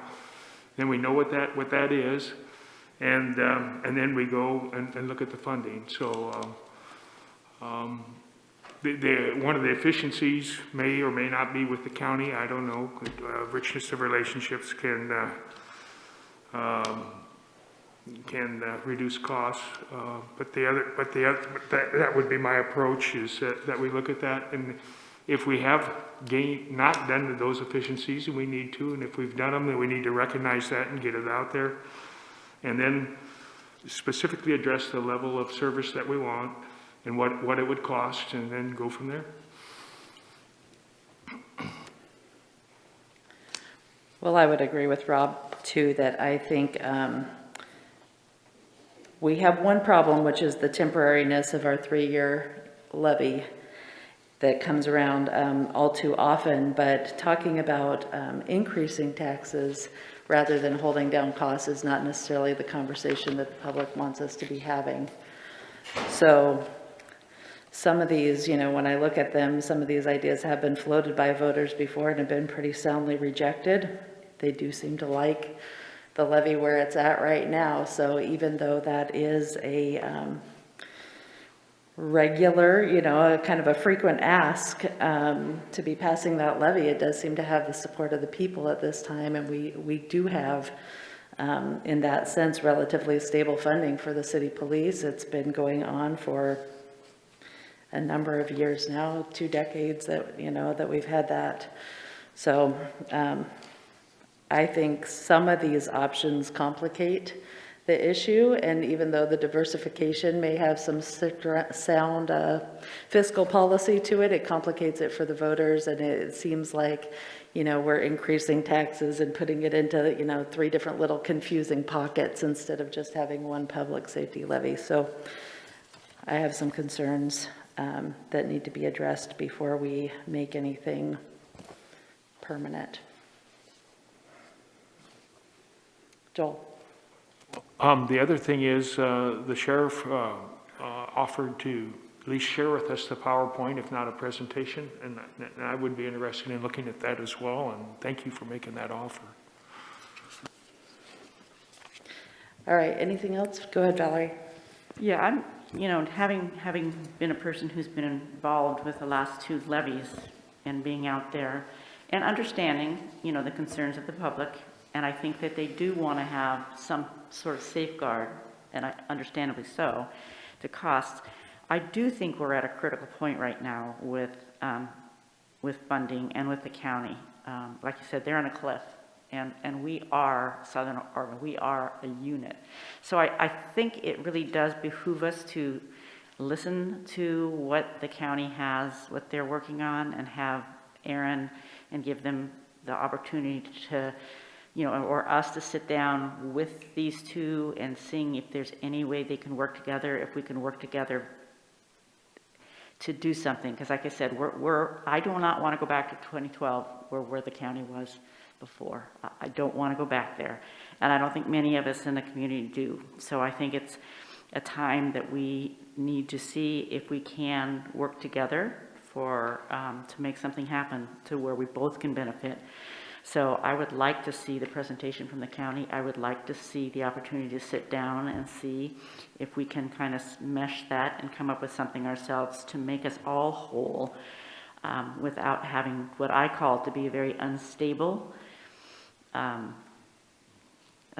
public safety funding mechanism that we have now. So I just think that if we were to get out and educate people in this time of crisis with the county, that it would go a long way to bringing us together to recognize,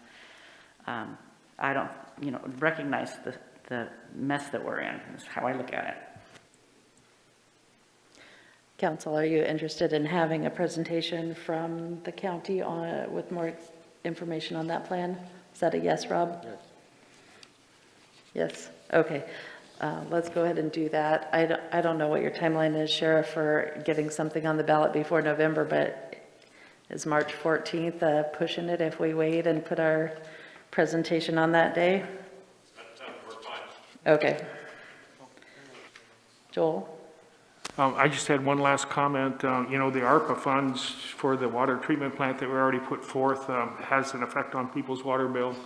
We still have some unallocated ARPA funds that could offset any increase in water fees and provide that permanent funding. And it would be a way bureaucratically, which isn't necessarily always a bad word, to use ARPA funds to keep people's water bill the same, and the money goes to support permanently the public safety. Just a thought. All right. Vanessa? I wanted to address a previous statement made that it actually is pretty common for other cities to diversify how they fund their public safety services throughout the state of Oregon. There are cities that do rely on levies, but unfortunately, as we know, this is unsustainable and it's volatile.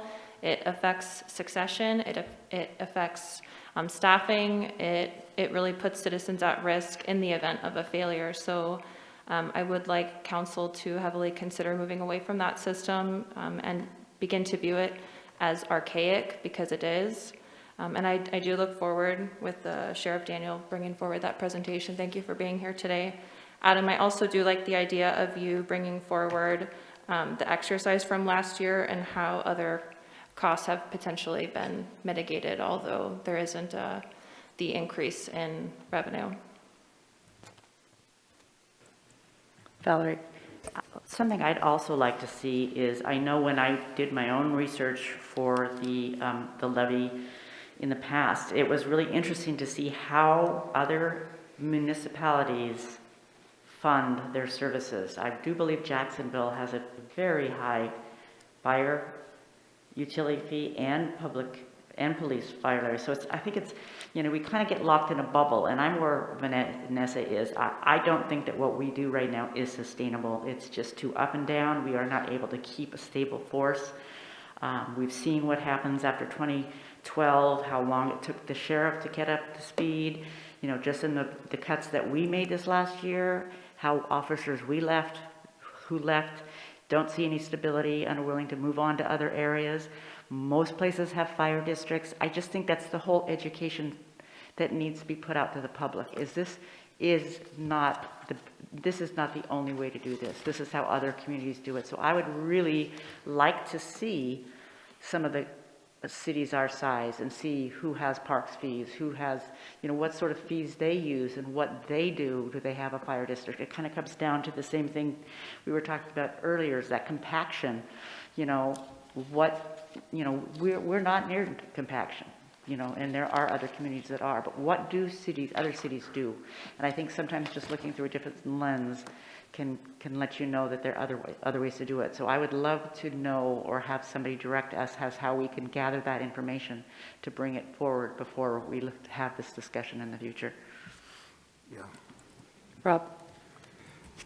And I guess I need some education too, but I would also like to just comment, I would never call putting something out to a vote to the people as archaic. I think it's actually pretty close to perfect in many ways. It's definitely not archaic, the people speaking. So, and I may be in a minority in the council, but so be it. In any event, the question that I guess I'd like to hear a response to, and this may be in discussing with or comparing with how other cities do it, somehow it's been kind of implied, if not specifically stated, that a fire district or some other form of funding would be permanent. And it's still not clear to me, just because a fire district is set at a certain dollar amount, what makes us believe that 10 years from now that dollar amount is going to be sufficient? I mean, there's going to be a point, I would almost guarantee whatever dollar amount is chosen for a district this year, in some number of years, the district would come back to the people and say, we know we can't increase this without your vote, without your consent, which again gets back to the vote of the people. But if they want to increase it, they're either going to come back and say, for the existing level of service, we need more money. We can only do it with your permission, or we're going to have to cut services. So I'd like to hear what the explanation is for how a district is truly a permanent and fixed level that will never go up. I just have a hard time believing that our government will be spending within its budget and within its means forever once we set a district at a certain dollar figure. The levy, the revenue from the levy has gone up roughly 50% in the last 14 years. That wasn't enough. So I want to know, if we had a district, why that would in fact be a permanent level and wouldn't have to go back to a vote of the people at some point in the future to raise that level or to reduce service.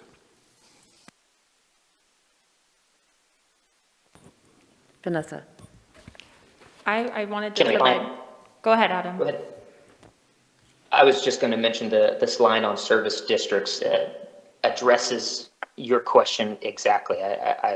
My opinion would be that you're absolutely right, that the rate needed today may not be sufficient to support any organization indefinitely, which is why the main benefit of a fire district, at least today and in the near future, would be we would no longer have the volatility of a 3-year or a 5-year public safety levy, which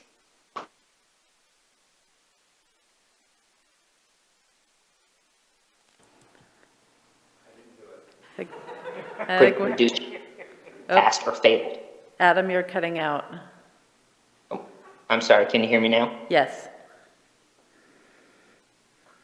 So We missed I'd at say least, that at a least, fire district, we missed at least a sentence or two. okay. Well, I'll quickly summarize that a fire district in and of itself would likely not solve the problem for forever, but would trade in the volatility that we currently have by at least making the $1.79 permanent, and then we'd only be looking for a much smaller bucket of resources to fund our operations. But it's an excellent question, I'd say. Yeah, thank you for clarifying that. That's what it occurred to me, that the district would solve one problem, but not necessarily address half the problem. Thank you. Vanessa?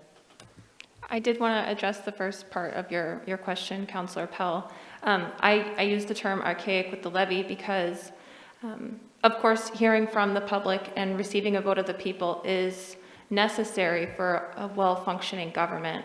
However, asking untrained residents of the community to fund arguably one of the most important services to the community is archaic, because in the event of a levy failure, you're reducing staffing levels, you're reducing response times, and that directly harms people. And I don't necessarily know if the community understands it from that lens because they're on the other side of the 911 call. But when you reduce response times, you know, and somebody needs CPR, that amounts to brain tissue being lost, and that amounts to people dying. When you reduce staffing levels, that reduces the possibility of a police officer entering a domestic violence situation where maybe they require a 2-man unit. So it directly harms our neighbors when we have to go out and ask people that are not trained in these services to help fund these services with the levy system. Joel? Well, and what I also heard Rob say was, you know, whenever you look at alternatives, you have what you call evaluation criteria. And with these different funding options, you have how well does it solve the problem now? Well, the other evaluation criteria that I heard him say before we make a decision is, what does it look like in 10 years from now with this alternative? And some of the alternatives increase over time, like the wages, because wages go up. I think the same time that the public safety levy went up 50%, I think the minimum wage went up 100%. And so some of those things are tied to that, and some of the funding options are tied to that, and some are not. And so we could look at that as an evaluation criteria when we look at the different combinations. Rick? One thing I agree with, whatever solution we do come up with should see some degree of longevity, because we don't want to approve something 1 year and within 2 years later, we're having to come back and say, whoops, we didn't hit the mark. So we need information in order to make a proper decision how to go forward. Thank you. Any further discussion today? All right, we will have a presentation from the county next month. And any more information that anybody needs, or we'll just pick this up where we left off? Valerie? I was just going to ask if we were going to get information from other municipalities, if that was something that we could get or find a way. I know we've had it in the past. We can utilize some resources to make that happen. I just want to make sure that's something that all of council would desire, and if so, we will include that as part of our presentation to provide you with an opportunity of how other municipalities within our population are funding public safety. Okay, is that something other people are interested in? Yes. Thank you, Aaron. Yep. Thank you, Mayor, Council. All right. Agenda review, we have a Wednesday night business meeting this week where we are going to pick up that public hearing on the development code text amendment for landscape and buffering standards. So hopefully you all still have that big thick packet from 2 weeks ago.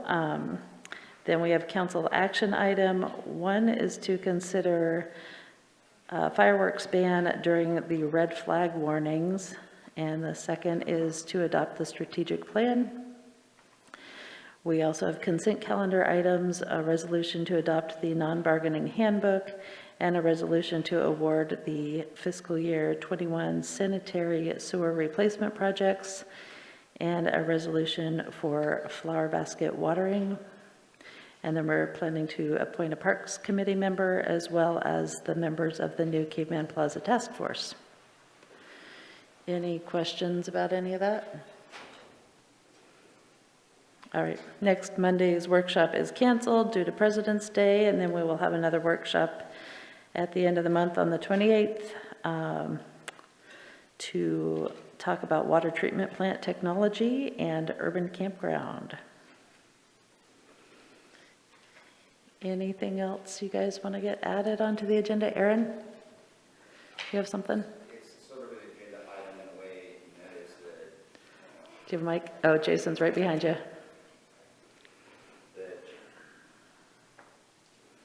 The Chamber's having their annual banquet as a platinum member, we are provided with 4 tickets for that event, which is March 11th. And if I could get a head count, Mayor, maybe you can get a head count for us of how many people would like to attend. We do get 4 free tickets and we can purchase some additional, but looking for council's interest in attending the Chamber's 97th Annual Awards Banquet, March 11th.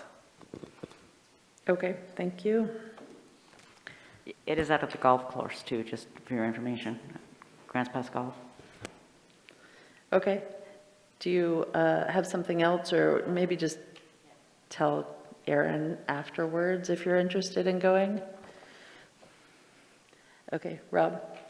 So I realize it's a little bit out of order, but just a reminder, Aaron, if possible, I think I did, and maybe others too, if possible, on the LB funds on the budget, a date of inception on those when we actually have the budget committee meetings, if that's possible, to know kind of how long something's been sitting on the shelf collecting dust. Yeah. Sure, and we can include some of that with the LB discussion that we have coming up also. Valerie, did I skip over you? And I just have a question. I know that we talked about Caveman Pool, the operations for this coming year, and I know it's not on here anywhere, but I do know that, you know, April, May comes really fast. So we talked about having that discussion. I don't want it to die and be too late to get something going, so. Good point, thank you. Rick, you have something? No? Joel? No? Okay, I did have, oh, go ahead, Vanessa. Sorry to interrupt. I wanted to bring forward the creation of the Art Along the Road Task Force. It was one of the items on our strategic plan, but just getting ahead of the event. It'll be here before we know it. Okay, I think we had decided that was something they were going to handle within the committee, wasn't it? Was that? Yeah, I ultimately, this should probably be either a council memo or a workshop. I need to ask council for some direction on Art Along the Road. One, I'm going to need to get confirmation that this is going to be an event that is going to be ours, along with the Christmas tree. And then I've got recommendations on how to properly manage and administer those events if we're going to be taking them on.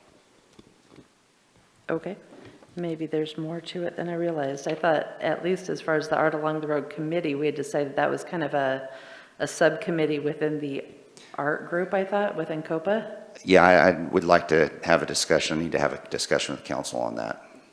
Okay, so be it. We'll talk about that. Okay, there were a couple items. In fact, you just mentioned the tree on the back. We have a couple things on the back of this that have been there for a long time, and maybe holiday tree location. Is that still a conversation you're wanting to have, Rob, or is it?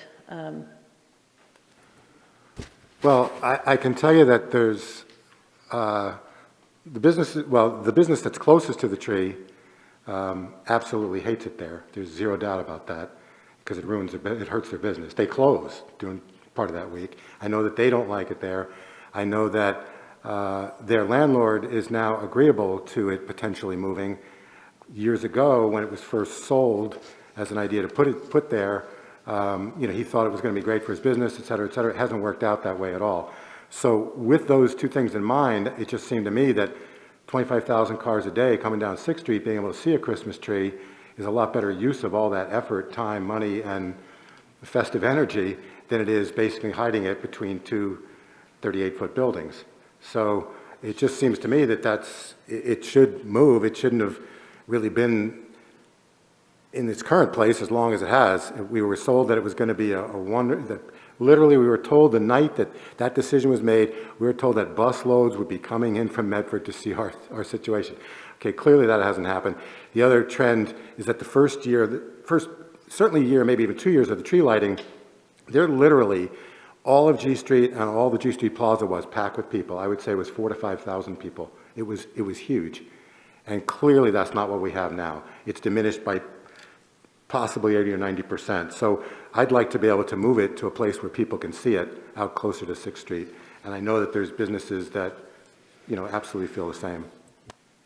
Okay, well, He's clearly still interested in talking about it. Are there 3 council members who are interested in having another workshop to consider moving the Christmas tree? All right. And, yes. In that discussion, can there be evaluation of impact of people attending the event? Because if Rob said there's 4,000 to 5,000 people there in previous years, pre-COVID, how do you handle that many people if it's relocated to a different location? I just think that's one aspect that should be looked at also. Thank you. All right.